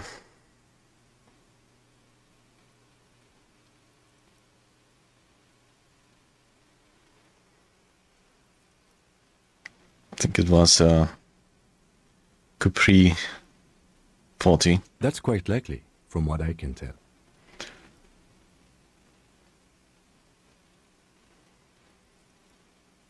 I have some ideas about who it might have been. Oh.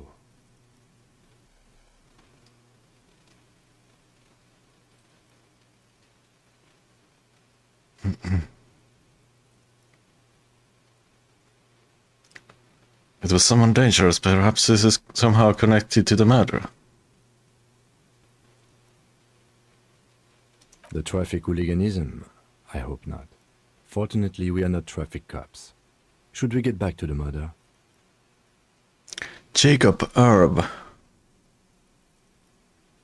Huh. Let's try this. 58.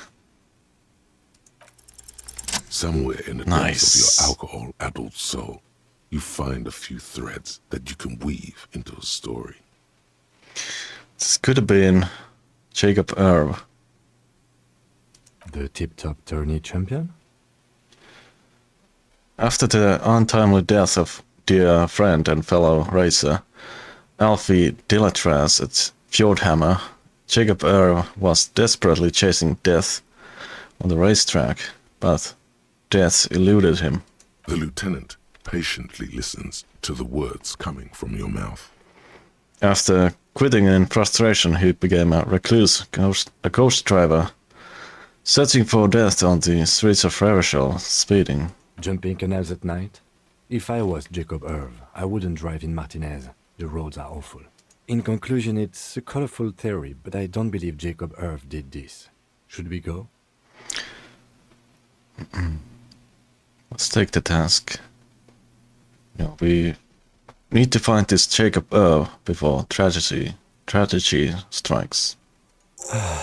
If we must.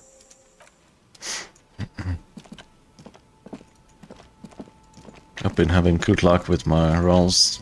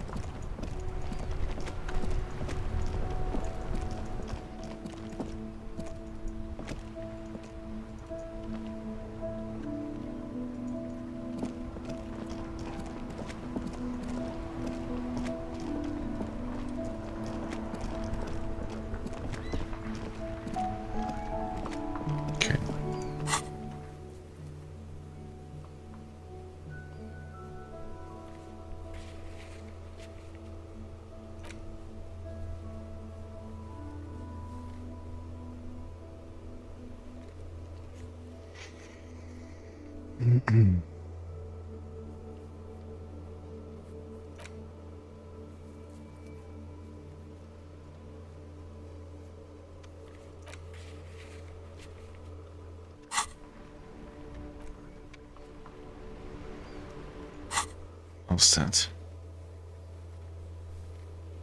Use Kim's shortwave to run the serial number.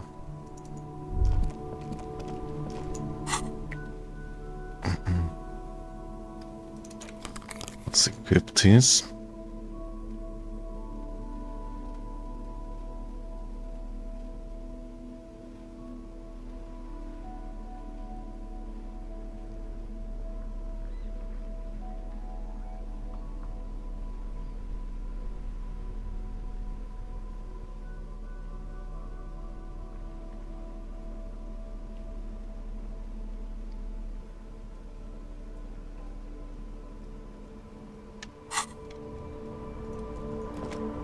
Inside, you see a set of steering levers, a radio microphone, a pull-out toolbox, and the soft glow of the fuel preheater gauge. Got the radio again. This is Precinct 57. How may I assist you? Could you run a serial number from a pair of armored boots for me? Sure, officer. What's the number? And the make of the armor, if you know it. E50-100,000. To make a model of the armor is Fairwater T500 BE. Got it. I'll contact the ICP database immediately. Call back tomorrow. Hopefully they'll have dug up something useful by then. The International Collaboration Police, ICP, is an inter-Isolari law enforcement service, the crown jewel in the moral intern diadem, alongside EPIS and the coalition government. Alice, please connect me to the 41st again. Just a moment. 10-4, come in, officer. Over.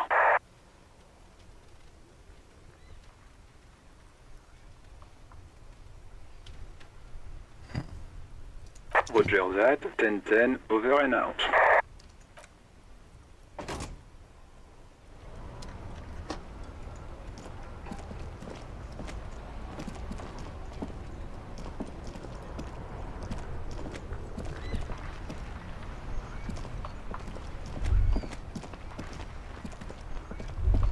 The afternoon sun shimmers off the white on blue police livery of the motor carriage. Wait, why am I even thinking about this? Wasn't I supposed to... Do something important? Something murder-related? There's always something important. Doesn't mean you can't take a moment to admire this piece of machinery. This is a Caprice Kanema, the Caprice Motor Corps follow-up to their highly successful workhorse, Caprice 40, and the answer to the Lum's racing breed, Ferv series. With its air-cooled, rear-mounted 12-cylinder compression ignition engine, driving the rear wheels through a 4-speed manual gearbox, the Kanema is able to reach 100 kilometers per hour in 13.5 seconds, and go on to a top speed of 180 kilometers an hour. Want to troll over into first sharp corner? The high center of balance is offset by a large battery bank mounted at the bottom of the cabin, feeding all the auxiliary systems and making the Kanema effectively a mobile power plant.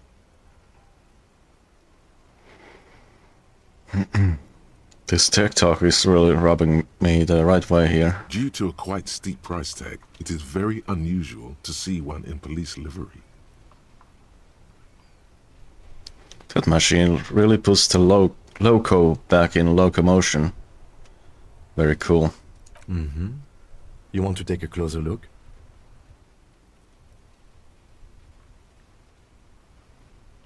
What's it packing there? 130. I reckon that's a 7-liter V12 there. That's what a 7-liter V12. 7.2. Supercharged. A fine machine. Yes. An extraordinary machine. Helium headlights would improve the range and quality of the visual field a lot. Have you ever thought about switching to helium headlights? Actually, I have a pair at home. just haven't gotten around to fitting them yet. I need to lay some wiring for the ballast first. If we ever get this case solved, maybe we can do it together? Maybe. Yes, definitely maybe. Okay, let's move.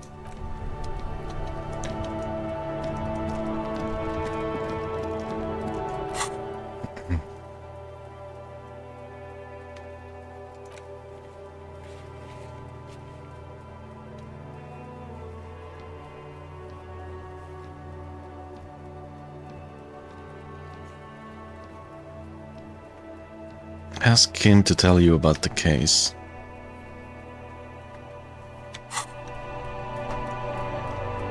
Yes? Tell me about the case again.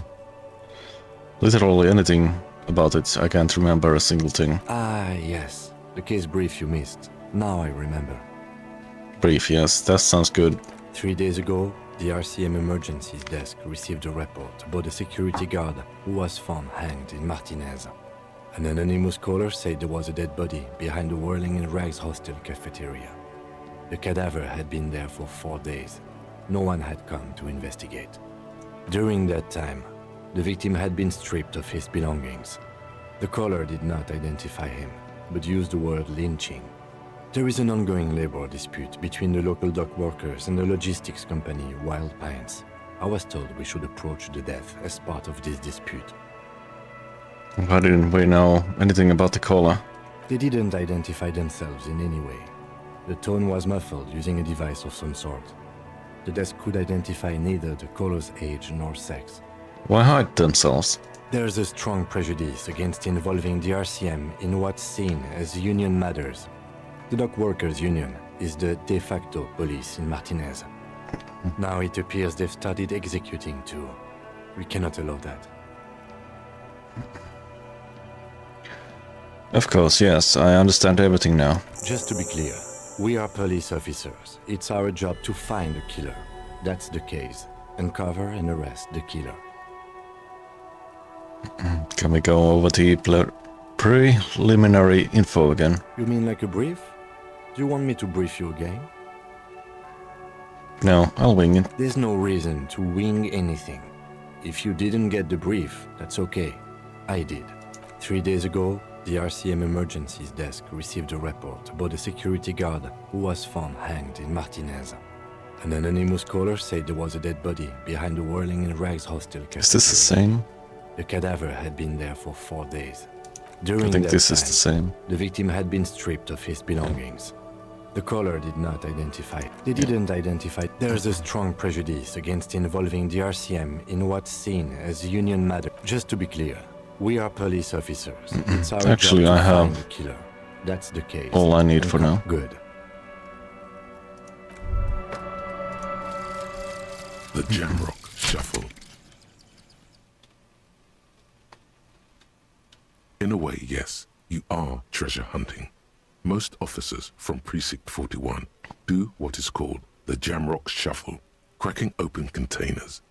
Most of them are from Jamrock or Coal City, the poorest parts of Revachol, that also overlap with the network of royal catacombs called Le Royaume, just beneath the streets. As children, you would all go underground, hoping to find treasure, and come back with a rat's tail or a used needle. That playful curiosity must still be in you. Who knows, maybe one day the Orbe de Montagne, the Holy Scepter, and the Cocaine Skull will all be yours. Oh, find better loot in locked containers. Cool.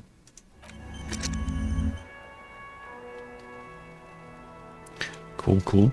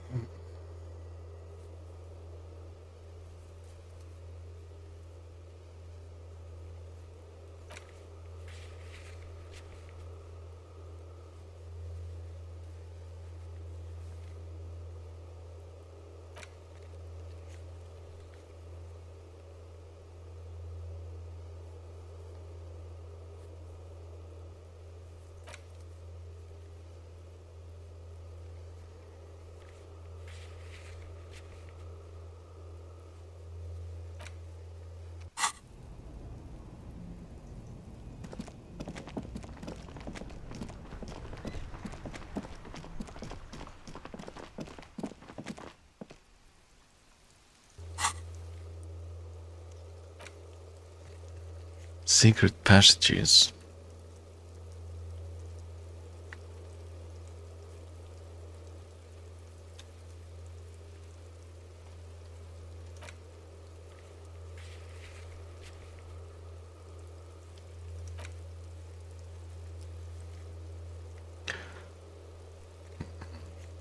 Harbor gates, ask the Jolly Mesk about the armor.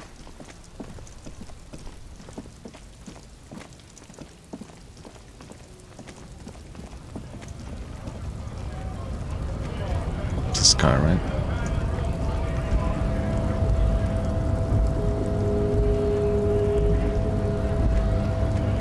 Hola, wandering man. How can I help you? Kuna told me you were supposed to know about the armor. The little boy had the good on his promise. His promise? To get me into trouble. To sick the pigs on me. Pardon the choice of words. Not mine. What happened? I was asked to look into that armor situation. Official Union probe, you know. Track it down, see who took it. Did you? At first I thought, why not? Maybe the pieces can feed the strike. Buy us a few more days under the sun, you know? So I went to this boy. He said he'll make me his prison bitch. He's got eyes everywhere, the cups in his pocket, and he's the king of Jamrock. Serves me right for doing menial footwork. I dropped that probe right then and there, and it still got me into trouble. One bad move is all it takes.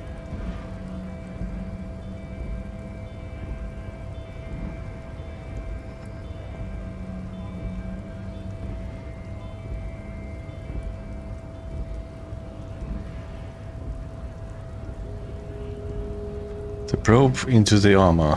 What did you learn? I learned that people don't want to talk to a drunk Union man about some armor. What else? Not much. Technical stuff mostly. That was the interesting part. So Kuna used us to what? Scare you? It's a minor nuisance. It's all good. What sort of technical stuff? I did some research into this armadura. Let's say I have friends at the library. I didn't get into the material science, just how it comes off. How does it come off? In parts. 4 in total. The helmet was the first to go. The kid says he tore it off and kicked it into the sea. I believe him. The boots were still on the guy last I saw. Too hard to remove. So, as I count, there are 2 parts missing. The gauntlets and the cuirass. This is where I left off. Too much hassle. More like a job for some militia.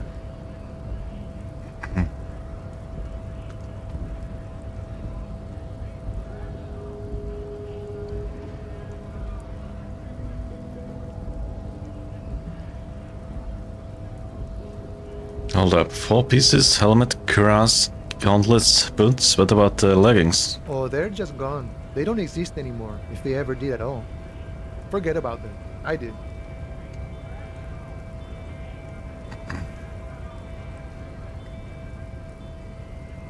I'm ambitious. I'm going to find all of it, all the pieces. All of it? There are junior officers out there, eager to prove themselves. I would leave some for them, but okay. Let's find all of it. A Mesk is epic then, all across Martinez. I hope it will be a real bonanza for you. Thank you for the cooperation, sir. No problem. If you see that kid, thank him from Call Me Mañana. Thank him for showing me the way.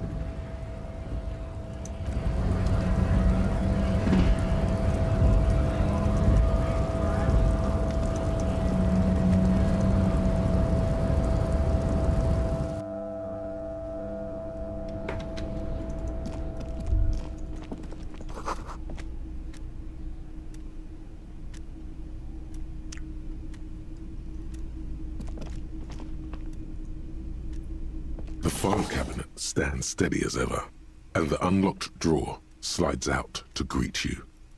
The drawer Can I do this? The already familiar cold Oh, I touch of can. plastic welcomes you as you pick up the handset.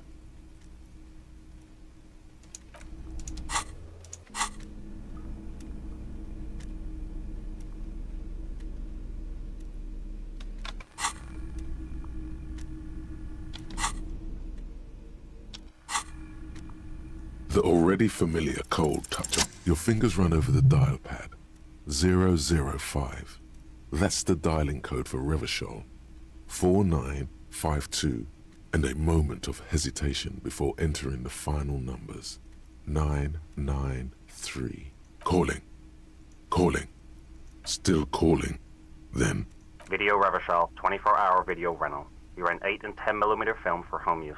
This is Lamy. How may I help you?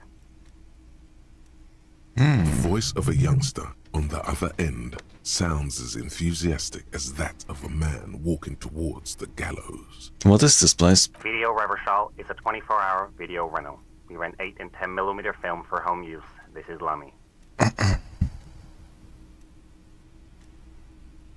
No, I meant, what is this place to me? Sir, I don't know. It's a video rental. Maybe you rent videos here. Do you know me? No. Why did I call you? Maybe you called to extend your rental period? Do you need to extend your rental period? My name is Harry Dubois. Do you have anything on my name? Let me fire up the machine. Dubois. Dubois.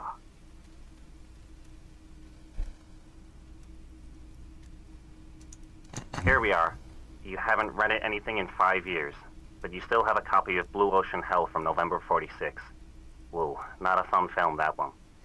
What kind of a film is that? It's not an easy watch. After the death of his daughter and subsequent divorce, Ziemsk immigrant Egidius Wojcik tries to come to terms with the onset of dementia. No wonder no one's been missing it. Still, it would be great if you could return it to us. We're on the corner of Voyager and Main. The call is terminated by the other party. You're left with the discomforting sound of the disconnect tone. All right.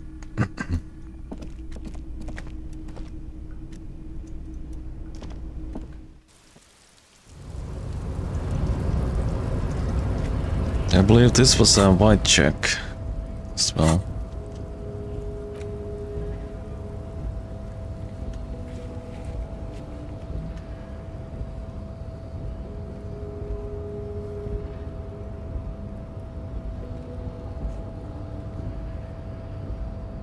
But it's legendary.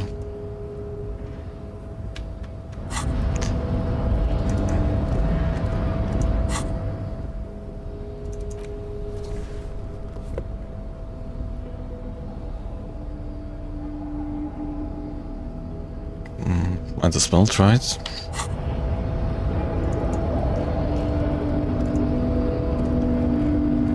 Your race descent has only worsened since I last saw you. You have really let yourself go. Why are you not with the Hardy Boys? I am not the first line of defense. I am the last. In addition, these so-called Hardy Boys are an effeminate clique of bodybuilders. Their company is spiritually degrading. But you're all part of the Union. The Hardy manlets are on the pay of the company. I answer to the Union alone. And I do this out of race heroism. Finance is an alien concept to the seminaries. Now leave me be. I must luxuriate in the company of my woman.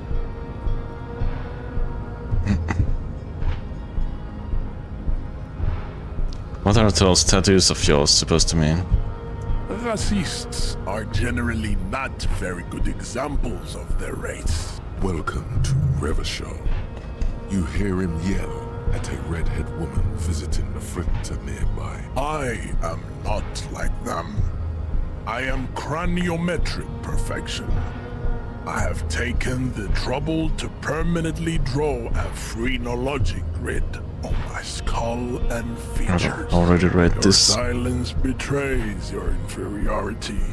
Let's just scroll through this. Vulgar. White or not has got little to do with this. The race enigma runs much deeper than that. Yeah, but you still serve him. Mr. Claire is a man of vision and means. Also, to serve is noble. It takes discipline. Jam. Individualism. Offshoots. I am not surprised you enjoy it so much. This has happened to many of the South. We are the... I am a descendant. No. I'm from Kura. You have heard enough about our phylogenetics. I think this racist is better than the last. But they're always in. Race is reality.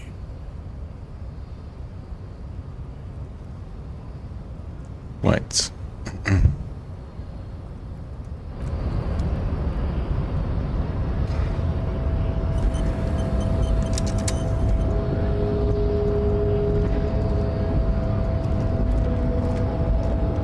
Sure.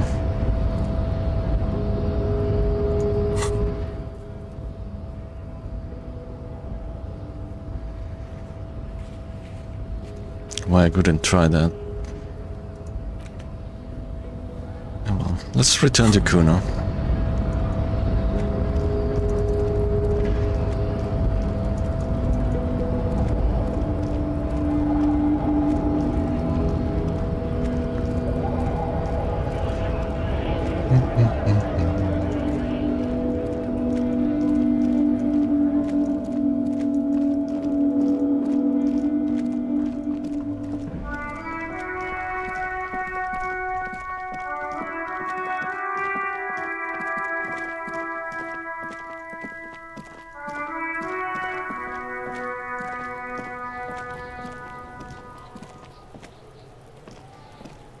Fuck does Kuno care?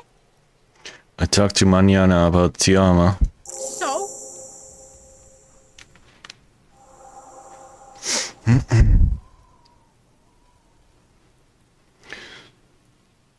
He told me you promised to sick the pigs on him. Yeah, so? Kuno did sick the pigs on him. Kuno's a man of his word. Kuno sent your fat ass running around like jello. Look, pig. Kuno sent you to rough some people up. Kuno played you. That happened. Now you and Kuno should move on.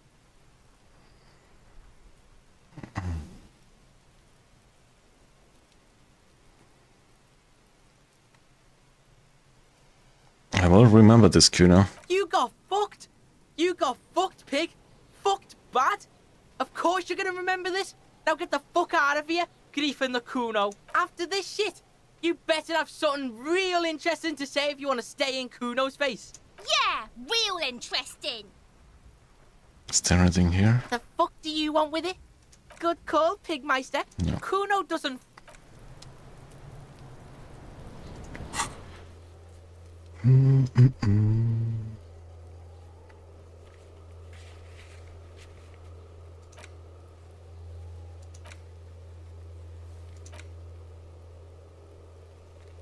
Oh, I need to report back to the cleaning lady. Oh my god, JC, a bomb! Oh, sorry, thank you very much for the ride. Thank you, thank you. Hope you had a good stream.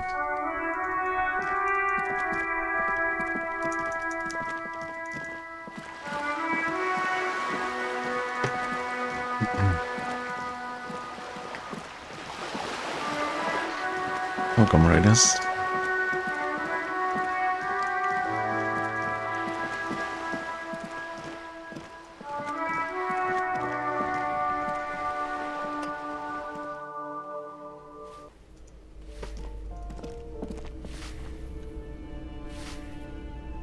Let's give you a shout out.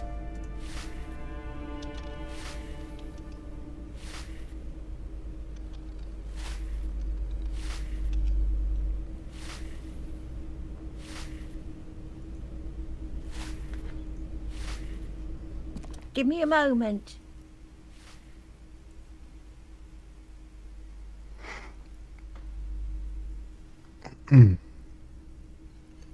Hello, Saudi. Hello, Jerry.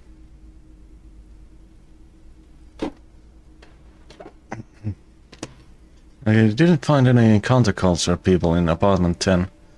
It was just a real estate agent setting up the room for new tenants. I see. I hope some good people are finally going to move in. This place needs them.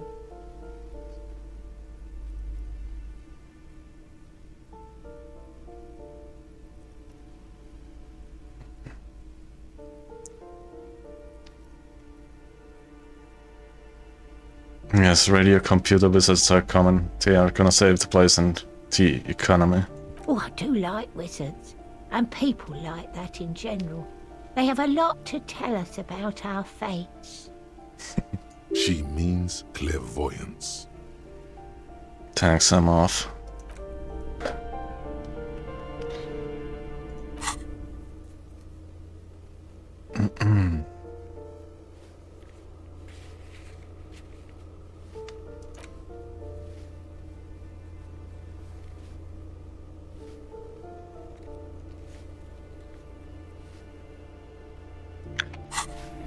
Can I examine any of my items? An intricate web of blue lines stretches across the torso. It still kind of looks like a map of the stars. Not that one. Hello. Hello, Freda. Hello, Freda.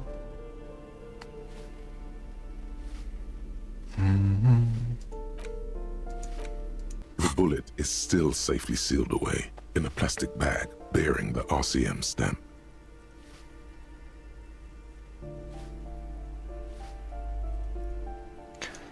I could put points in hand-eye coordination.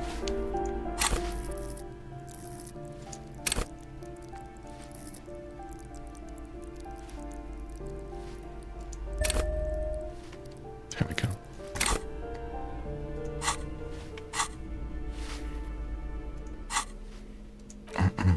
The bullet is still safely sealed away in a plastic bag bearing the RCM stamp. I think so. I think I'm winning.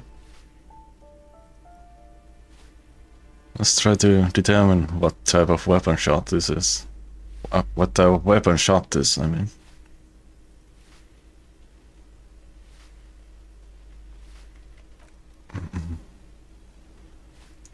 First, let's make sure I don't have anything that could increase my stat.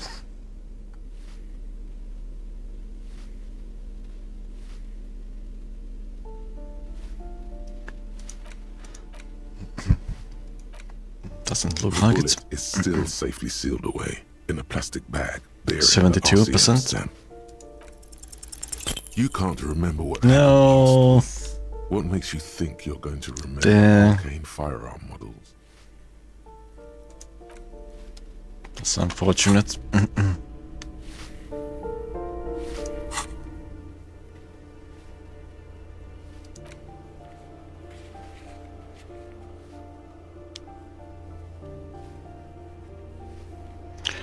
I think that's the second time I've put points into hand-eye coordination for that.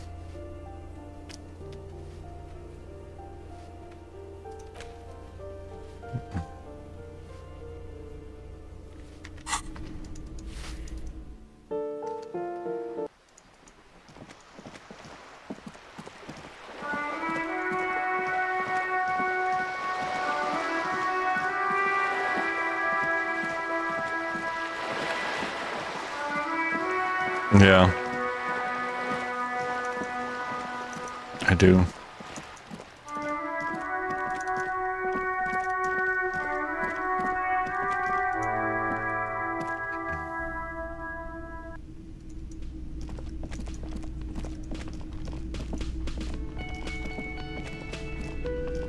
Oh, hello, dear.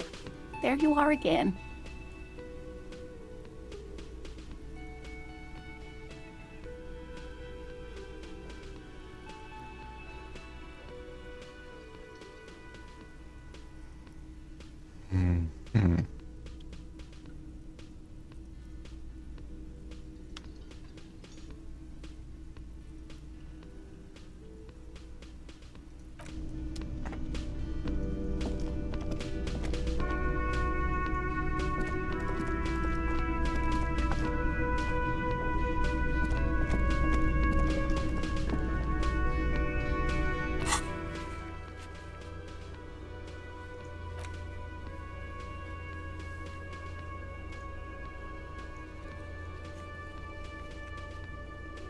Dark worker.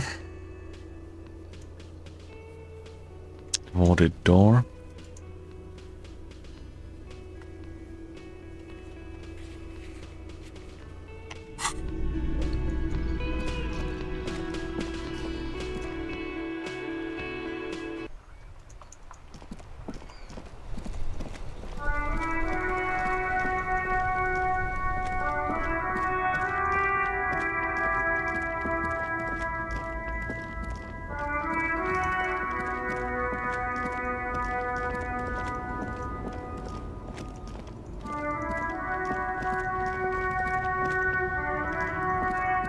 Where's the dark worker?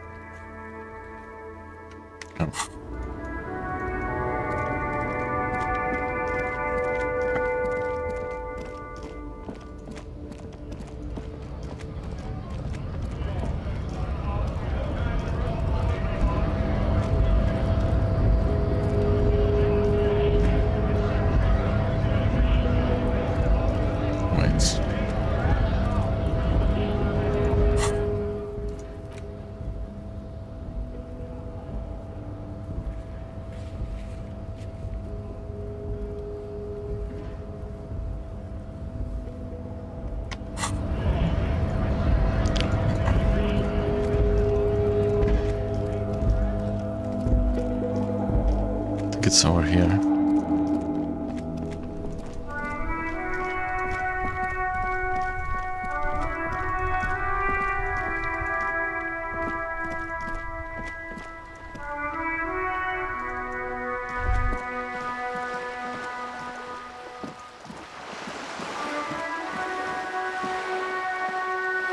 This coin-operated viewer is facing southwest. Its coin slot is full of fossilized bubblegum, rendering the machine permanently inaccessible. Vandalism. Shaking my head. Probably some kids. A simple but clever solution to ruin in a coin-operated viewer. It took ingenuity. Look inside. A thick layer of graffito covers the lenses. You spell out the word Onug written on the other side, with N and C scribbled backwards. Under the graffito, a sea of blues and greys appear. Cuno. Behind the water lies a coast studded with concrete and reeds. On it, a church on stilts, lanky weather-worn wooden planks, an X-shaped cross topping its tower. You know this to be the Star of Pericarnassus, or the Cairo, the central symbol of the Pericarnassian Church, a star, a great moral height to be strived toward. The church looks old and weather-worn. There are no lights in the windows. Around the large wooden building, you see chunks of sea ice gathered on the beach, and a small tent set up on the ice. Holy W. The metal feels cold and wet under your palm.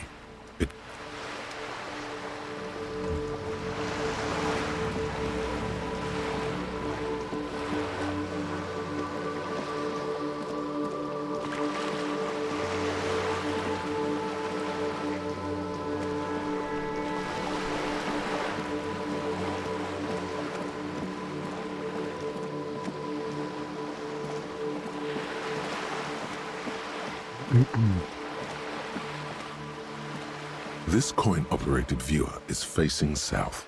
The instruction manual says to insert 25 centimes and pull the handle while looking inside. Then use the focus knob. Your money disappears into the coin slot. A clunk, the ring of metal. Pull the handle. The curtains on the display open. You lean in to catch the view. It's blurry, different blues and greens. In the middle of the shimmer stands a drab grey shape, like a ghost. Turn the knob to focus my vision. The lenses shift. The ghost sharpens into an islet in the bay. In the ruins, a man-made structure is visible. A half-sunken sea fort. Its concrete almost reconquered by nature. It looks as if it was abandoned quite some time ago. Nothing but a rotten tooth remains of the anti-aircraft tower. A lonely birch tree grows out of it. There are ruins of some kind of building there. Really? I don't have the eyesight to make it out.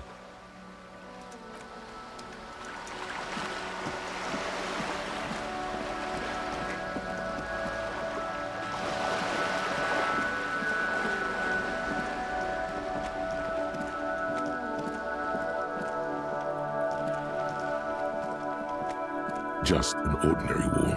Nothing to see here.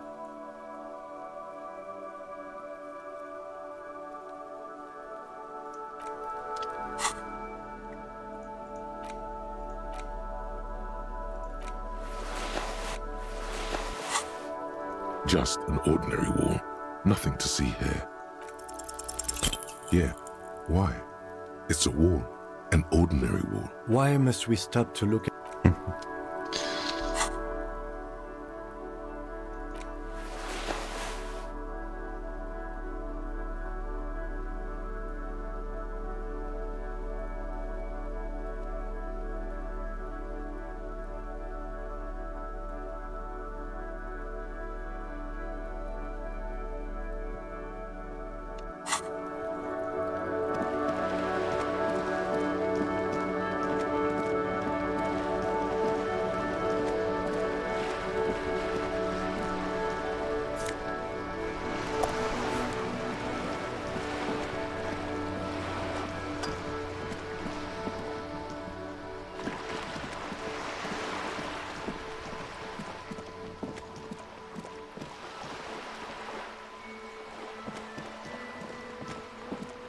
Where is that dog worker?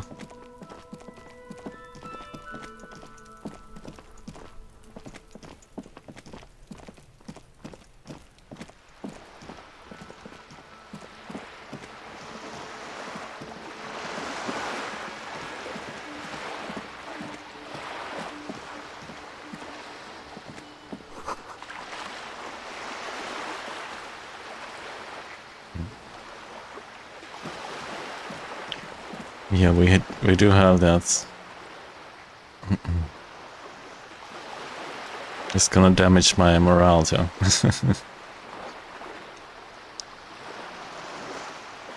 I'll be waiting to maybe get my gun before talking to her. That's why I've been holding it off.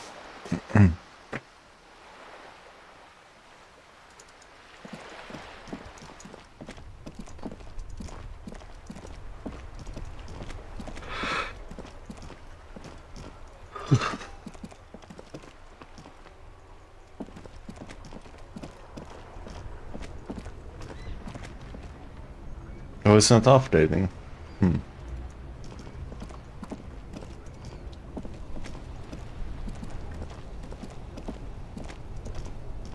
That's unfortunate.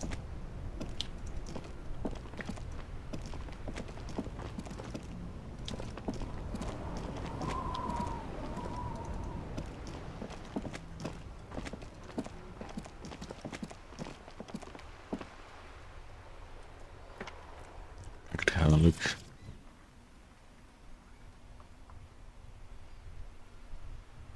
Oh. Oh, I need to do this again?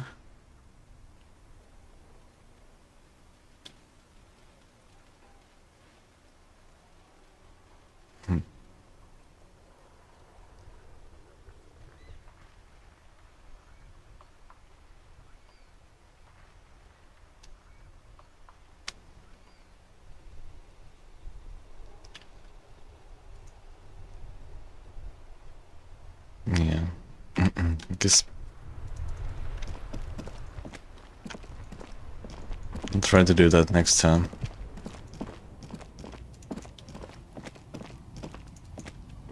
If I need to do that every time I open this game. The tear machine stands in the corner. A sign says, 1 bottle equals 10 cents. Excuse me, I have the tear back but no tear. Can I still use the tear machine? No. you need tear to use the tear machine. Figures.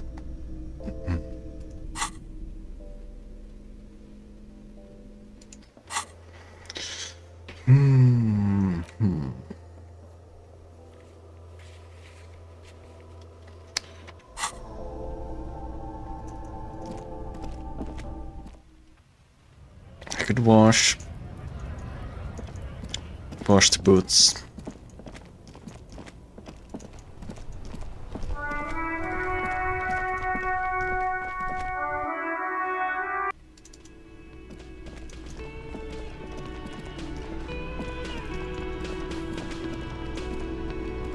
The man ponders his cooking utensils and gives you a little nod, acknowledging your presence. You wouldn't mind if I were to boil some boots here, would you? The man takes another drag of his cigarette and shakes his head, smiling widely. It's not clear whether he understood your question.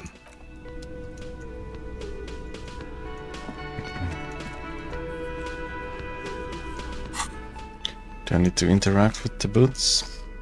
These boots were probably left on the corpse. Hopefully soon you'll know more about them.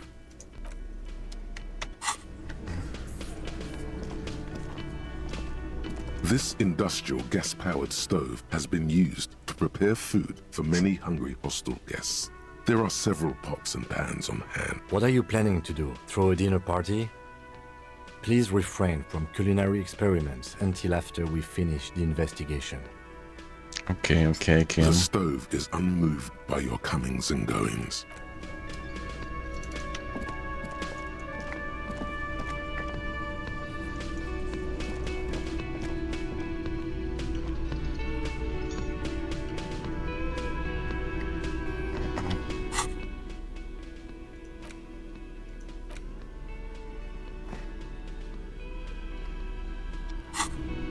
Alright, I'll go talk to the lady then. Yeah, Kim not letting me have my fun.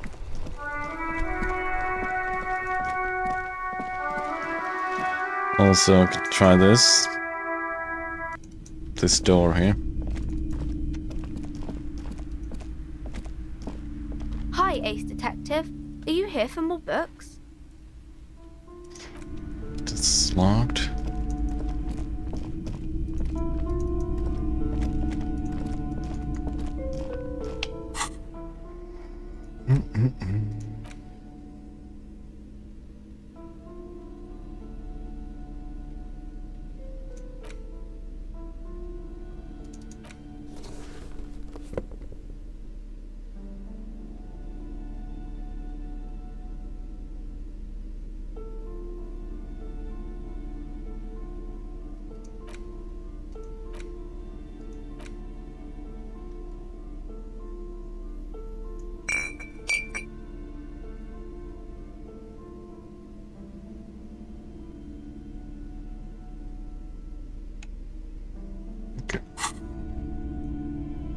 A heavy door with a missing handle stands before you, covered in dozens, if not hundreds, of little oddly shaped trinkets and charms. It appears to be locked. Do I need to use the bottle before? Substance use effects +1 physics. So I do need to use it.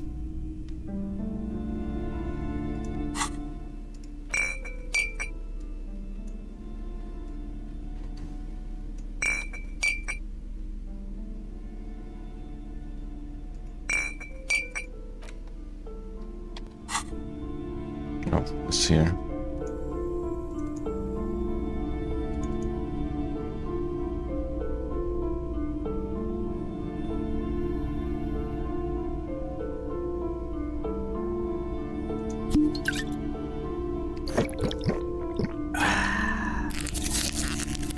A heavy door with a missing handle stands before you, covered in dozens, if not hundreds, of little oddly shaped trinkets and charms.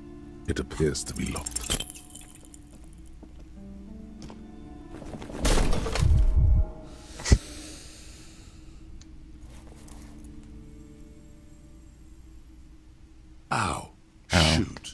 Whose moronic idea was it to just run through the door? Don't you know that things like that hurt? Oh god, this wasn't the best idea, was it? Are you alright? This looked pretty intense and painful, I must admit. What is going on there? Are you really trying to break down the back door?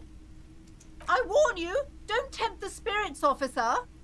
Don't tempt the spirits, or you'll damage the holy wards on the door. It barely looks like you've done any damage. Okay.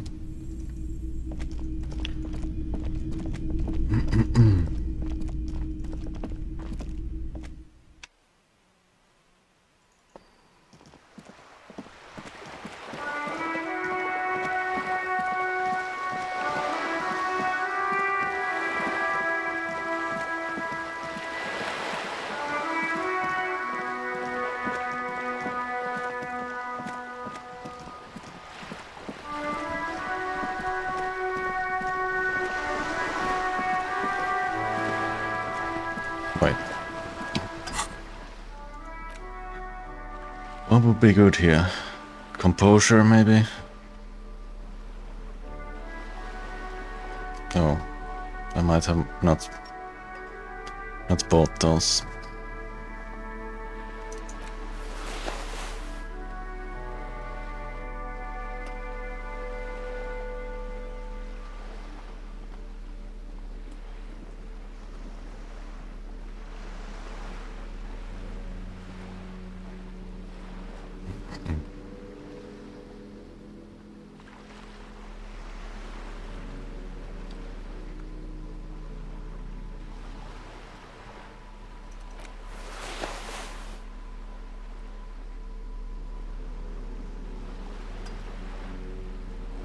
I don't know.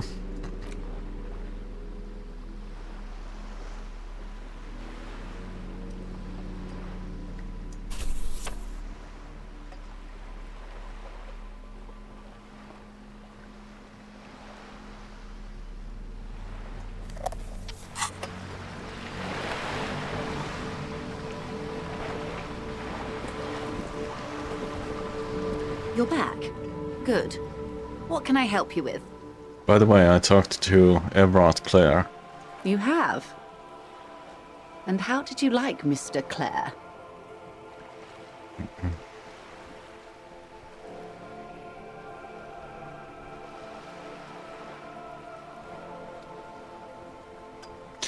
I didn't. Oh, come on now. He has his uses. How else would he have stayed in power all these years? Or wait, actually, corruption. That's how he's done it. Fantastic, worm-like corruption, reaching into the bowels of the earth. The position of my unusual colleague does not reflect official policy. I hope you understand. The RCM does not pick sides. Of course. And I don't expect you to share anything he told you with me. I'm not a corrupt worm myself. However, if you felt like discussing something, how could I stop you? Are we not human? Are we not curious to hear another person's take? It's only natural. We would only be gossiping. Intellectually speaking, it would be quite interesting to hear what she has to say about these things. Mr. Everard is helping me find my gun. Oh. That's so helpful of him. The lieutenant looks at you, and you can swear his jaw muscle is trembling. He's able to contain the anger and surprise. Unconventional police officers sometimes lose their guns. They then go around and tell people about this, to gauge their reactions. It's all part of detecting. All part of the plan. Incredible. Simply incredible. And how is it going? Has this detecting produced a gun?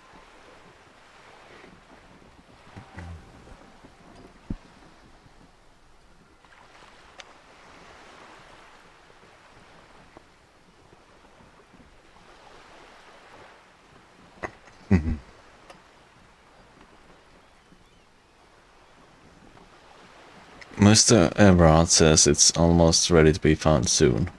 Did he now? Well, then it should be any day now. Unless, of course, he's lying to you. Anyway, was there anything else you've heard? I'd rather talk about something else for now, if you don't mind. Of course, Detective. Should something come up later, down the road, don't be afraid to drop by for a chat. Until then, is there anything I can help you with? What's it? Can you tell me about this lynching? Quite a few things, I'm afraid. The information I'm to share with you includes sensitive trade secrets. For the sake of my employer, I have to ask for your names and badge numbers. Of course, ma'am. We should have introduced ourselves.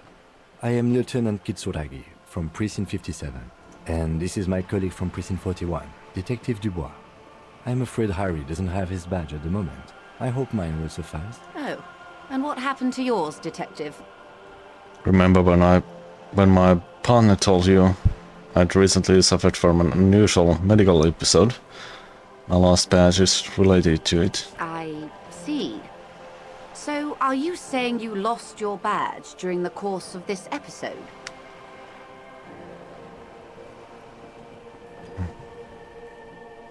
Yes.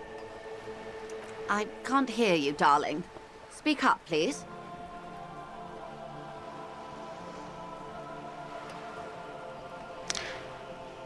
It's possible. After a night of heavy drinking, I lost all my memory of my life and the world. Oh dear. Some kind of encephalopathic amnesia. I don't even know how to respond. I do believe you, naive as that may sound. I simply can't imagine what you gain by faking such a condition. As I said, ma'am, his technique may be very unconventional, but he is an officer of the RCM. Of course, I sympathize, but I'm afraid I simply can't share anything more until I've seen that badge. She's a professional negotiator. She should be open to some sort of mutually beneficial arrangement. 0.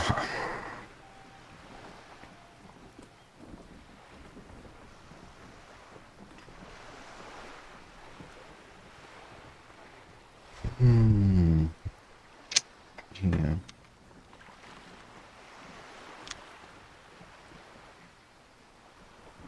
I don't think I can come back to this.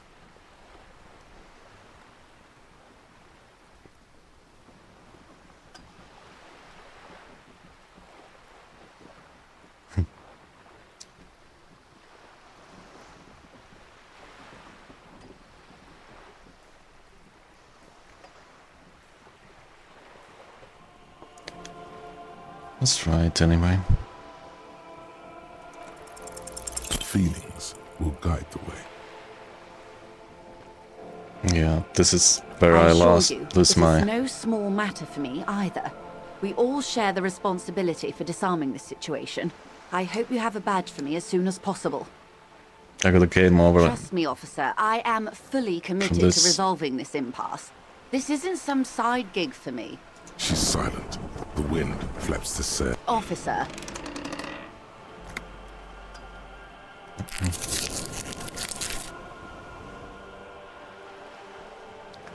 You know, I don't mean to sound cold, but if you want something, you have to give something back.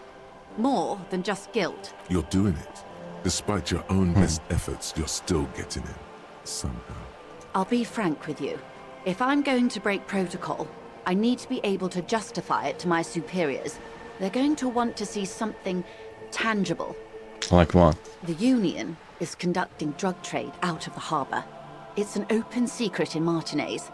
Surely it must not come as a complete surprise to the RCM either. Perhaps it's time to look into it. Or you can find your badge, which honestly seems like a lost cause. Detective, a word in private before we continue. Excuse us for a moment, madam.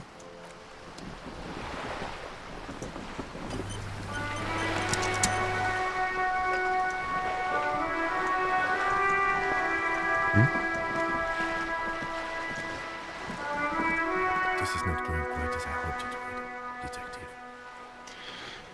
How did you hope it would go? Honestly, I was expecting you to use your unorthodox technique to keep her off balance, and not volunteer us to be her henchmen.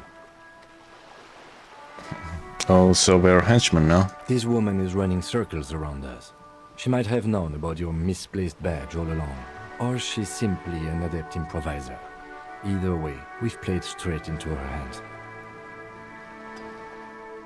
But do you propose that we don't investigate drug trafficking? No. If there is reasonable suspicion, we must investigate. Otherwise, she could claim we're siding with the Union, or that we are on their take. We'd never hear the end of it. What I propose is, we ask her, then we investigate, briefly. But do not share the outcome of this investigation with her. We tell her it's done, and demand for her information on the lynching. We could just, find my badge. Oh, that would be fantastic, but do we have the time? The world is large, and your badge is 8 by 6 centimeters. You could request a new one from your station, but that would literally take months. Let's get back to her then.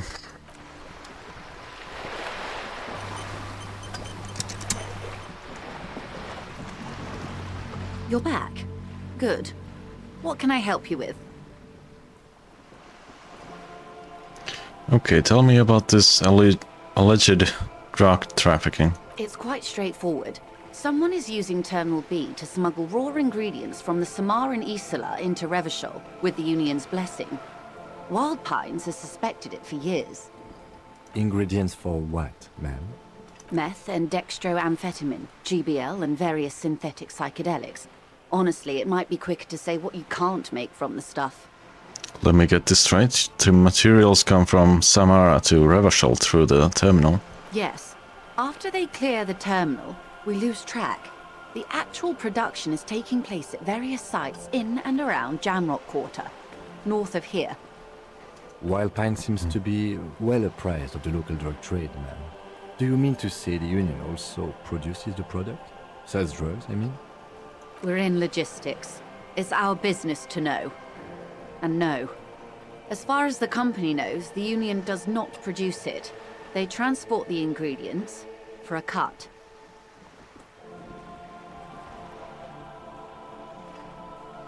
And you want us to investigate? Yes, but you won't get anything out of Evrat and the Dockworkers Union.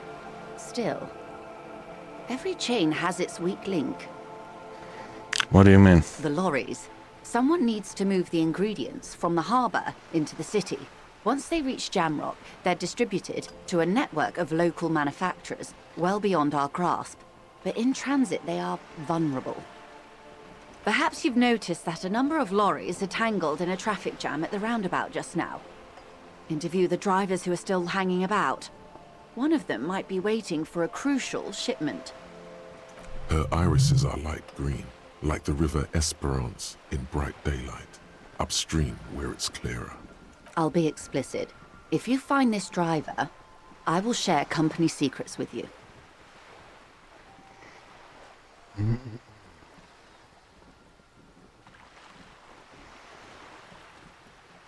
Why didn't you come to the Elysium earlier? We did. On more than one occasion.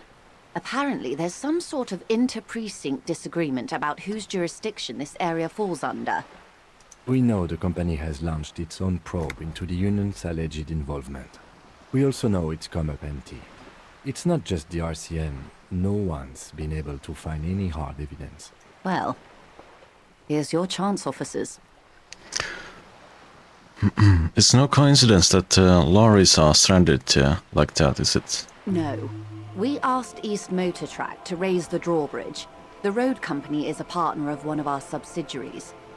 However, this is a limited time opportunity.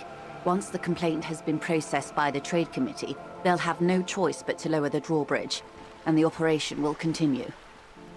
Thousands of litres of raw ingredients will pour onto the streets of Revachol. Not the east across the river, but the west. The vulnerable, the weary. Well, at least this solves one mystery. What is that, Lieutenant? Why I had to call East Motor Track and beg them to open a drawbridge for me. I'd wondered since I first drove in, on my motor carriage. I am sorry for the inconvenience, Lieutenant Kisaragi, But we need them trapped here. This is a unique opportunity. I'm sure you understand. What proof do you have that the Union is involved? How do you think they're financing this strike? There are thousands of unpaid dock workers going strong for the 4th month straight. There was a shakedown of local businesses preceding the strike. Many were squeezed to bankruptcy to fund it. I'll take a drink.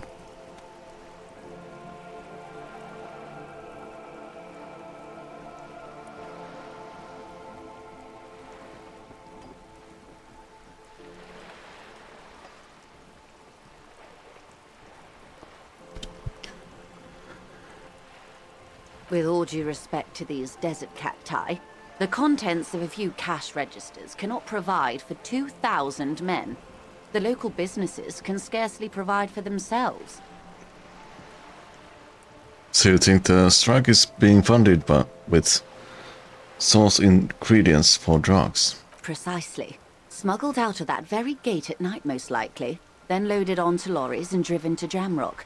You simply need to find one driver who will open up to you. Okay, I've made up my mind about the smuggling investigation. Yes? We will take this case, probe the drivers, see what it yields. Excellent. According to my reports, there are at least 3 lorry drivers lingering near the roundabout. Hopefully one of them will know something. It may come to nothing, or it may just blow the case wide open. I can keep the drawbridge up for a few more days at least. You should have the time you need. In the meantime, let me know if there's any other way I may be of assistance.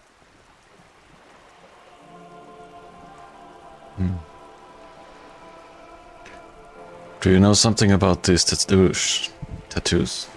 That's the man who was killed. I'm afraid this is a discussion for once we've cleared the lynching question.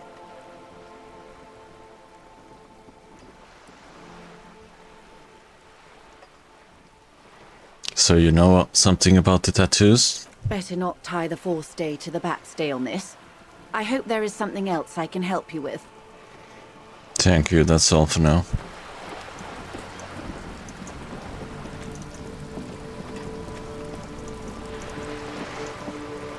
Okay, what's next?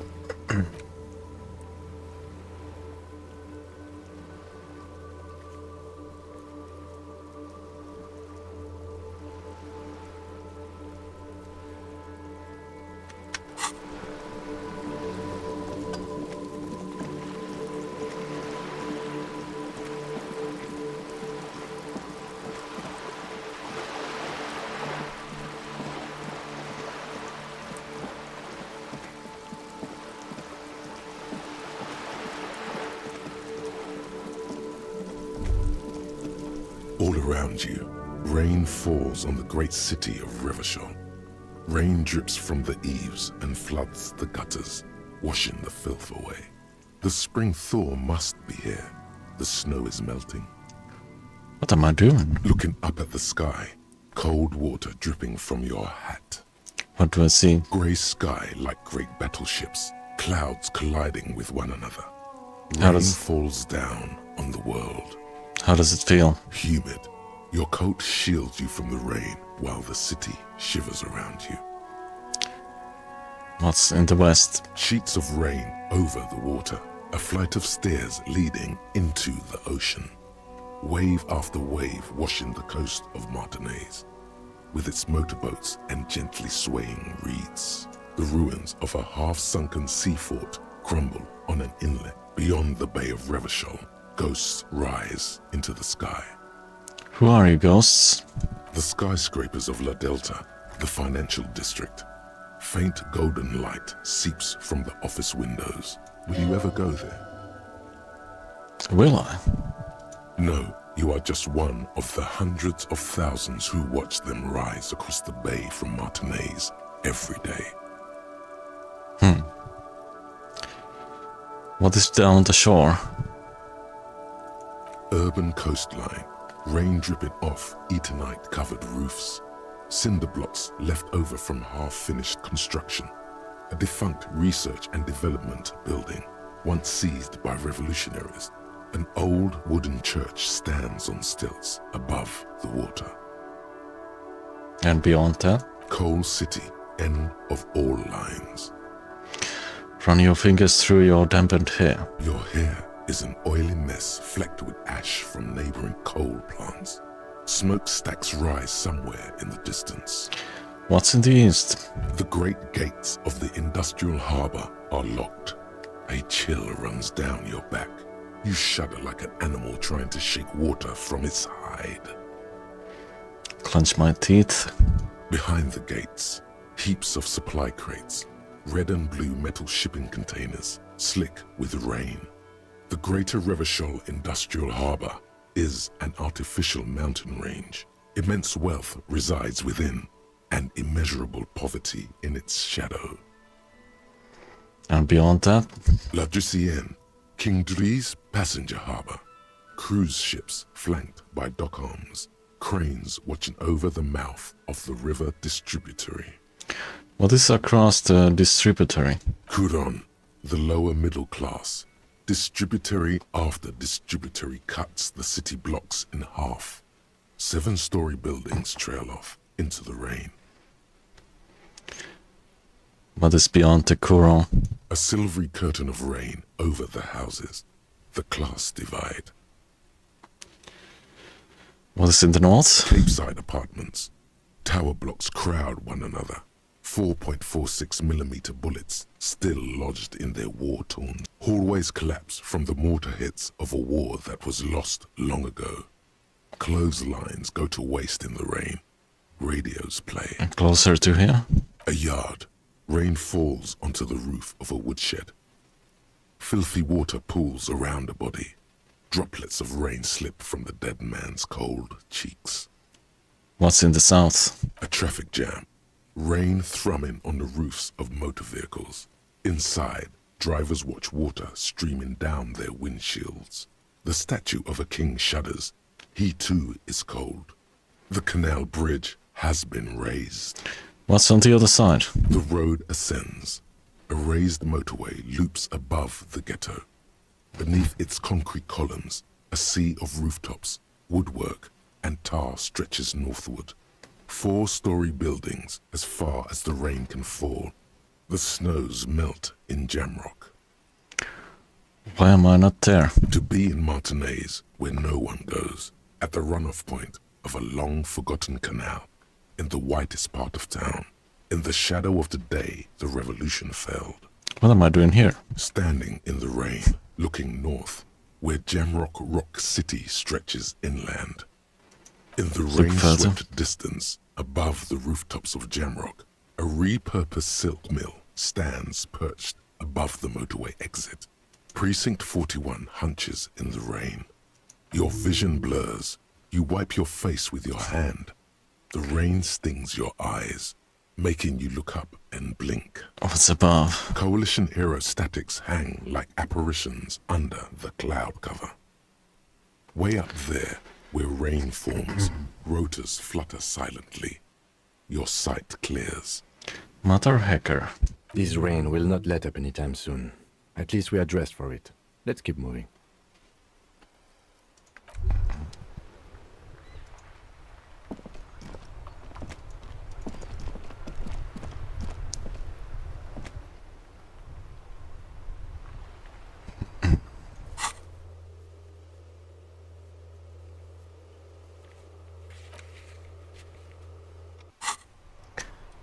Interrogate the drivers.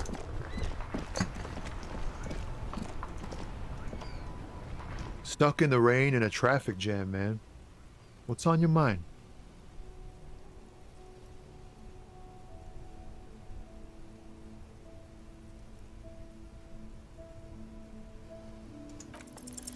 Ease into it. Don't go too far. This seems like a personal matter. Man.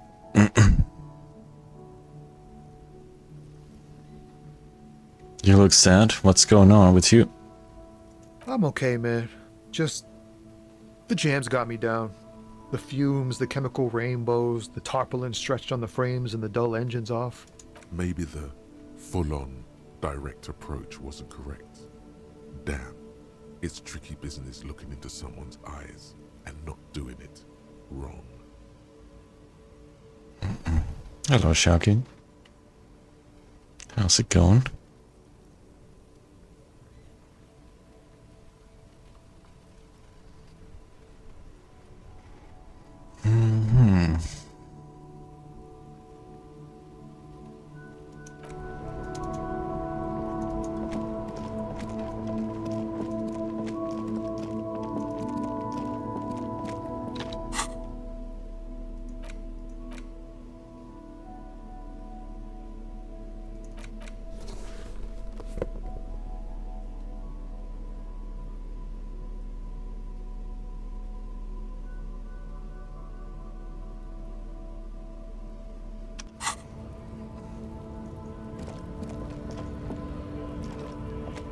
Looking for something, Hunt? Come to tell me to fuck off again? We are just resting. Doing alright. Making progress in this game. You are lorry man, right? What's your stance on drugs? Drugs? They are shit, man. I don't let anything pollute my body. Why not? You know where that shit comes from? Sarah Miriza, Safre, Ilmara. They take the money from our local junkies here and then use it to outcompete us in the manufacturing sector. Hello, Shivas. They know they can't beat us in a fair fight, so they have to get us to weaken ourselves somehow. It's racial sabotage, racial economic sabotage.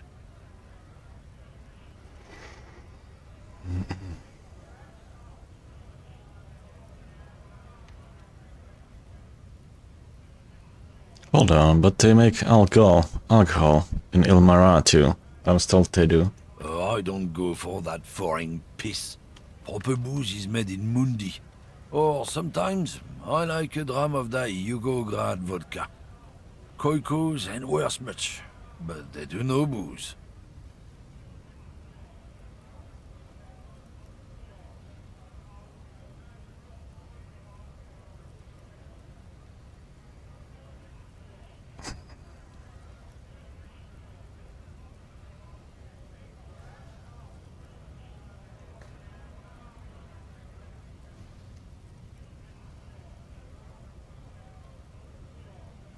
Listen, I agree. It's our responsibility to keep this poison off the streets of Revachol, right?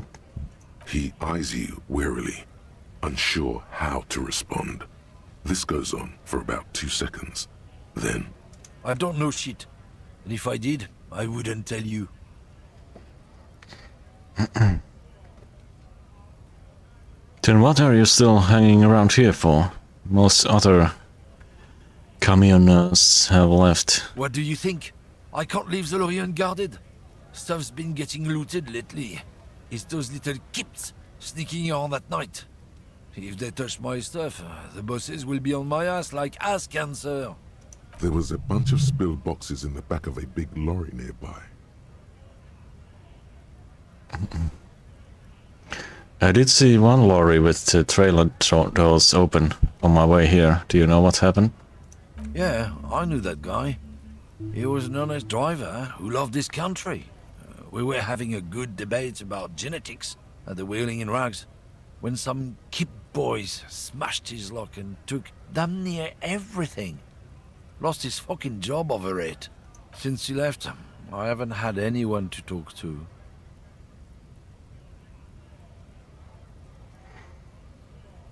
Bad for him, I guess. It's a fucking travesty, is what it is. If it's not you, then who's running drugs to Terminal B? Isn't it obvious? Fucking Sealang, that beady-eyed South Samaran. His little side business is a scam. I wouldn't be surprised if he was peddling drugs as well. Who's that? He's a Samaran guy who likes to pretend he's some kind of businessman. Really, he's just selling his employer stuff. Stuff he stole after he broke the seals on his human ox lorry. Where do I find him? Just follow the smell. It smells like apricot and oil when you're nearby. Yes, yes. Where is he? Looks like I offended your partner there. Too bad. Sea Lang's usually a little bit south of here, near the canal. You can't miss him. Just watch yourselves. His tribe are natural liars. It's in their blood. He's your man, all right? 100%. I wouldn't be so sure about it. Not until we've heard what Sea Lang himself has to say. Guess we need to pay Sea Lang a visit then. Guess so. You're down for now.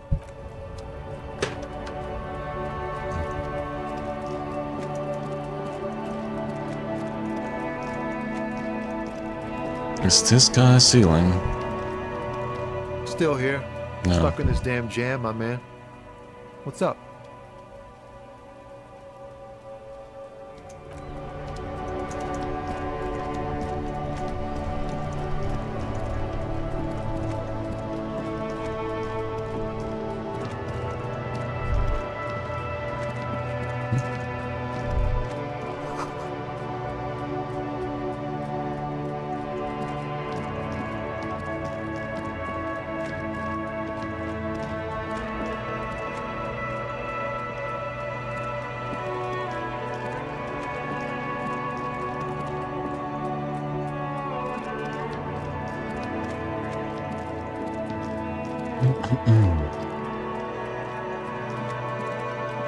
Hey, Jumper. How's it going?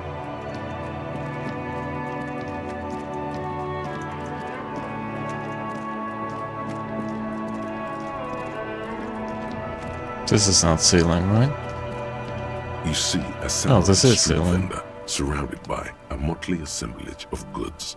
When he realizes you're looking at him, his face breaks into a wide, welcoming grin. The name Sea Lang is embroidered over his breast pocket.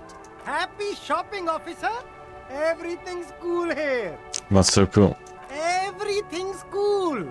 The goods are cool, the customers are cool, the place is cool. And one more thing, officer, you're very cool. Bang! You feel a twitch in your index fingers. There's a finger shootout brewing.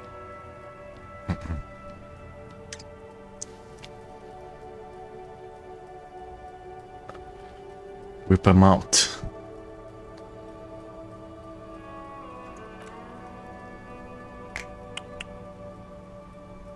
Don't shoot, officer! Have we got an arrest here or just a shakedown? A shakedown. Good one, officer! Ha! You're a funny guy! Now what can I do for you?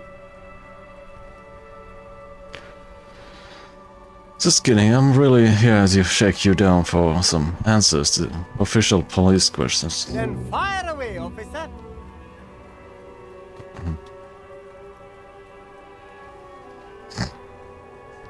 Persuade him to give you some money. Where are you from, Sea Lang? Me? It's a boring story, officer. Who cares about the past? I'm all business now. All Revachol. This man probably comes from Seaguy, sometimes known as the Apricot Suzerainty, an archipelago in the Samaran Isola. You're from Apricot's Suzerainty, right?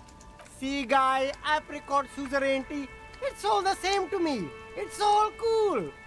I'm interested in sales. Go ahead, let's make one. Super high quality, friendly prices. So, Sea Lang, what's your stance on drugs? Drugs? I don't go in for that, officer. Drugs ruin lives. Unless you're into drugs, of course. In which case, drugs are excellent. Mwah! Tasty, tasty drugs.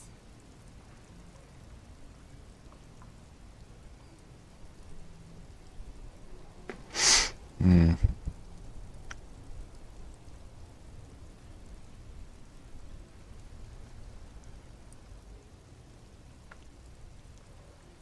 We are looking for a lorry driver who's transporting drugs out of the harbor. He or she is in this traffic jam. That's so cool! You investigating the local drug trade like some cool narc? But I am not a lorry driver. I am just a street vendor. I don't know anything about that. But you are a lorry man. Another driver has identified you and your lorry. Who said that? It's the fat racist, right? I bet it's him. He has an agenda against me because I'm an immigrant who works harder than he does. He's a hater. So you admit you're a lorry driver? No, I just said I work harder and he's an asshole. I'm... Realizing he can't get out of it. Smart man. Okay, maybe I'm a lorry driver too. A little. But that's not the most important thing about me. That's my day job. This is my dream.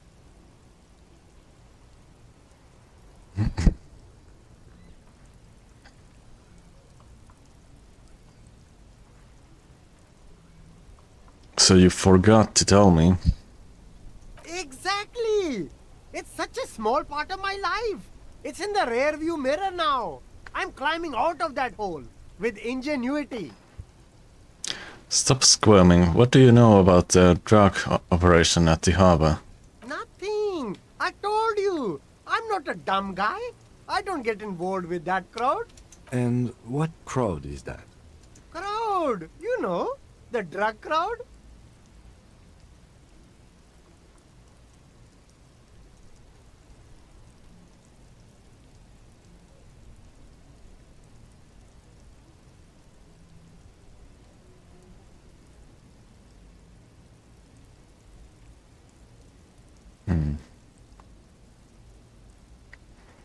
Okay, if you don't know, then I'll tell your employer you've been selling his stuff. No use.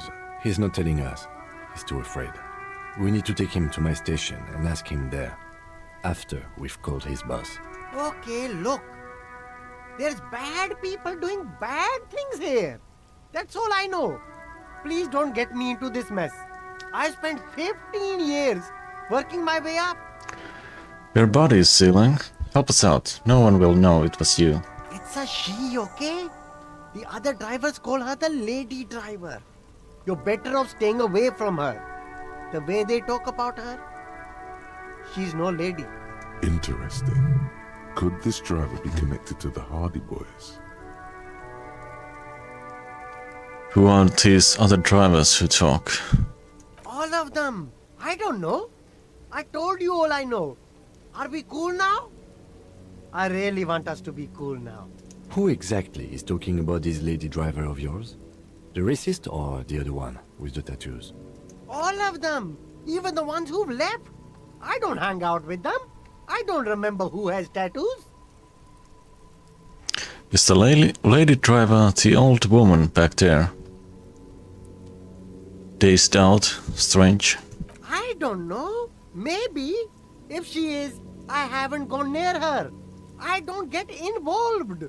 I told you. It could be. She was strange. Could she be associated with the Hardy Boys? I don't know. I'm not local. I don't know anything about that. Okay, we're cool now. All right. I scored. Let's cap this off with a purchase. You can walk away from here with funky sunglasses, detectives. Both of you. You deserve it. I'll look around, thanks.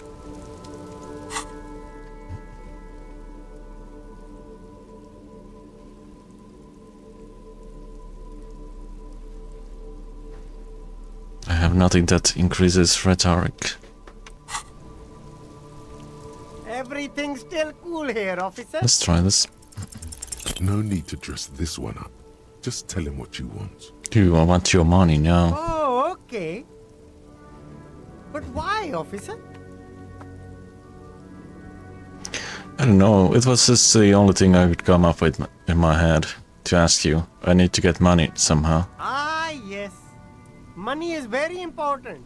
Are you trying to ask for a bribe? If so, you're not doing a very good job. Sorry, detective. I'll leave you to it for now.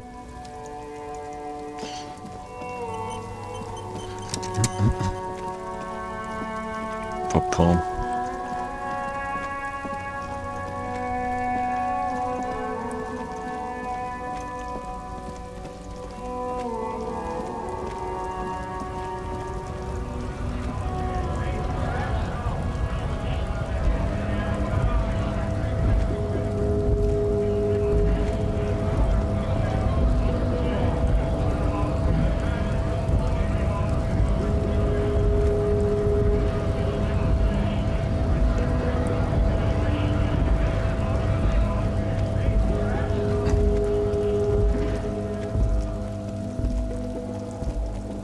Was it her?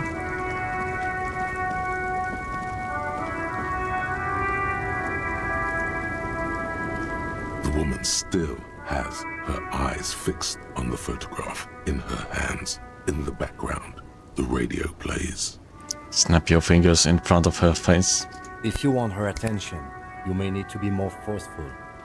Snap your fingers twice. Where am I? Who are you?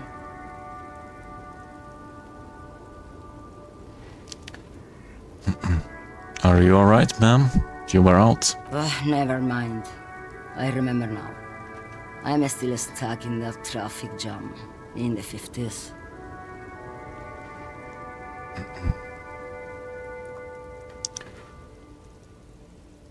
Where else would you be then? Back in Methka, during the time of the revolution. The sidewalks and cafes are filled with young people. I was on my way to see a new Boyadero picture starring Gabriel Buenguerro. Until you came along, that is. Who's that? This is Gabriel Buenguerro. Let's take a look. A strikingly handsome man looks straight at you. His head crowned with a wide brim hat. His hair is dark as an oil slick, and his jaw the most perfectly chiseled thing you've ever seen. He was the biggest star of his day. Girls used to faint in the aisles of cinema whenever he came on the screen. And schoolboys used to memorize all his lines.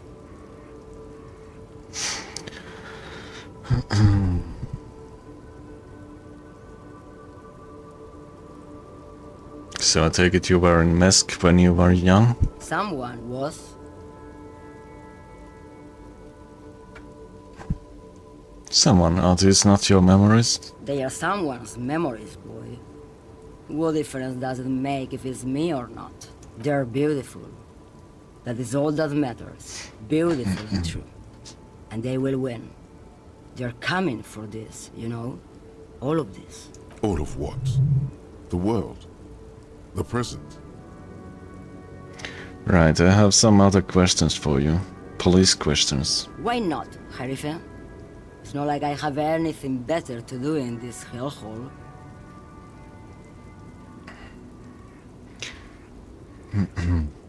What are you hauling? Diamonds. Diamonds, really? Of course not. But wouldn't it be marvelous if I was? Okay, but what are you really hauling? Whatever stupid things they put in the lorry, I imagine. So you don't know what you are hauling in your own lorry? I quit concerning myself with that a long time ago. Besides, I don't drive the lorry for the cargo, if you know what I mean. What if the cargo is contraband? Then it's contraband, lawman. What? Do you want to take an old woman in? Be my guest. Lock me away like Bad Hand Hermenegildo. Bad Hand? Hermenegildos' bad hand strangled 300 people. What can I say? Some people just really like strangling people. I don't really understand this whole Boyadero thing. Of course not. To truly understand the Boyadero, you need to listen to on the Western Plain. The Boyadero, Boya for short, is a cowherder from upstream Magritte, the great steppes of northern Mesk. He is a rugged individualist and explorer. Okay, what's that? It's an old ballad about a young girl who falls in love with a daring Boyadero. He promises to marry her as soon as he returns from the Western Plain. I'm guessing that doesn't happen. Of course not. The Boyadero returns from the Western Plain a changed man. One night, as he and his beloved are out walking along the river Maigret, she pleads with him to give up his riding and settle down. I think I see where this is going. So the Boyadero strangles his beloved and throws her body in the Maigret. Then he rides off, because the Western Plain is calling to him.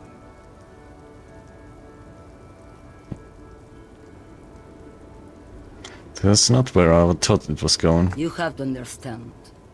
A true Boyadero needs a whole horizon to himself. He can't be tied down by man or woman. His beloved was selfish. She didn't know what it meant to love a Boyadero. What if to truly love a boyadero is to float lifeless downstream? Alright, are you the lady driver? Did you just call me a lady, Herife? I was told of a woman driver. You are the only woman here. I'm not that either, Herife. I've gone too far from it all to remember what was between my legs. It doesn't work like that on the long haul. So you're not the driver everyone is terrified of? I'm only terrifying to small children and to those who used to know me.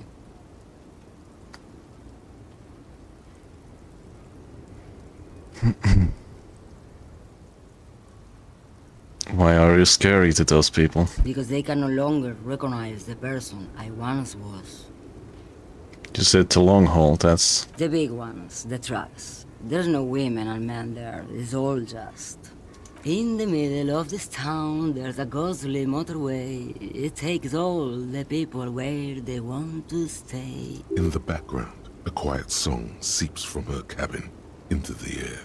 You don't hear any vocals. Then who's the female driver I was told of? How should I know? Do I look like I spend a lot of time with the other communers sniffing around? When I have my movies to go to.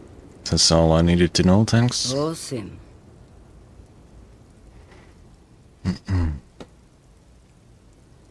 Before I came, you seemed away. She's just a distracted old woman. We should maybe let her get back to her things. You hear that, Lowman? I don't think your partner likes you spending too much time with me.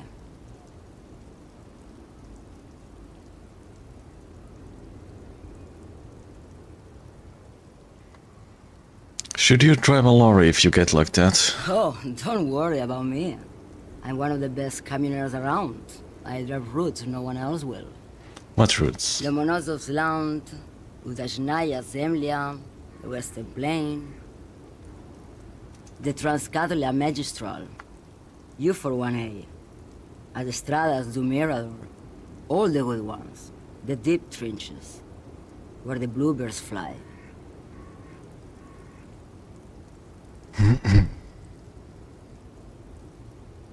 Cool. Irmao, I already am dust. Let's ask the third one again. You just call me a lady. I'm not that. I'm only terrifying to small children. And to those, how should I know? Oh, Sim. You seem like a woman who knows a thing or two about drugs. What do I need drugs for, Lowman? What I see, what I feel. The great adversary, no drugs can compare. The adversary? Yes. There is a protagonista and an adversario. I am on the side of the adversary. There's no coming back from that hole. Those epithets are familiar somehow. The great adversary, the great unrest. That's not really what I was getting at. Then what were you getting at?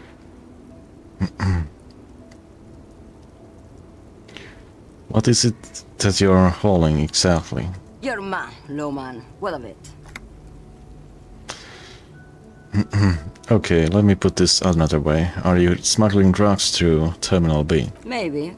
Probably not. Makes no difference to me either way.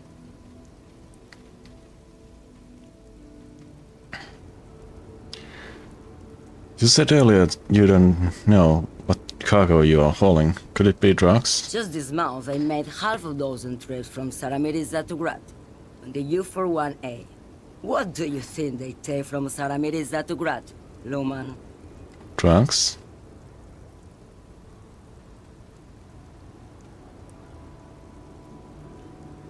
No, Loman. Diamonds.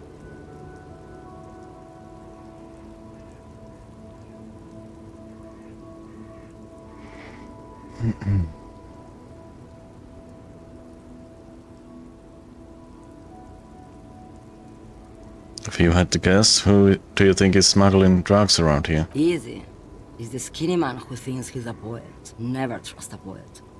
Also, he's the only one I can see from here. That's correct. There is no visibility of any of the others.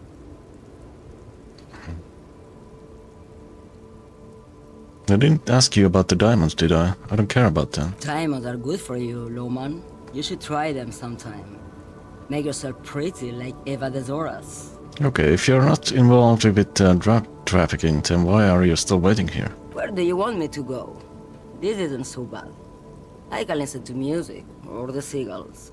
Look at all the colors and the features of this world. It's a good palate cleanser, this jamboree. Or I can just relax and let my mind carry me back where it will, to the Great Plains. I think we're done here, no? Yeah, we're done. Yes, go.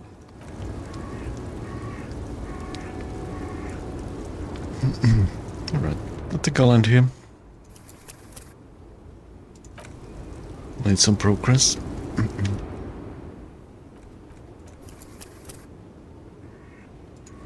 Getting kinda tired.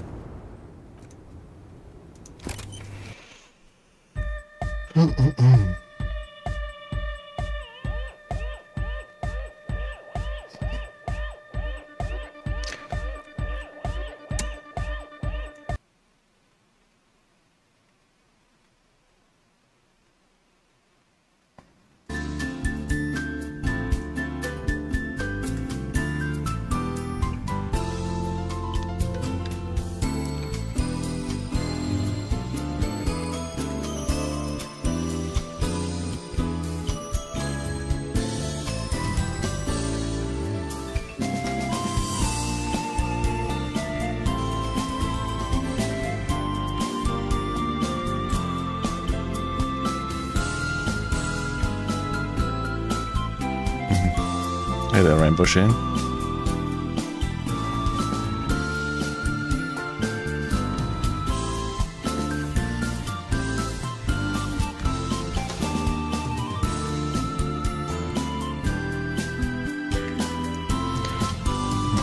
Thank you, thank you. Let's go raid Narrow.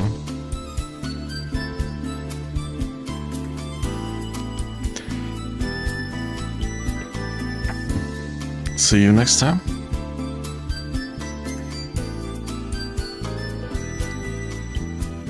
Bye bye now.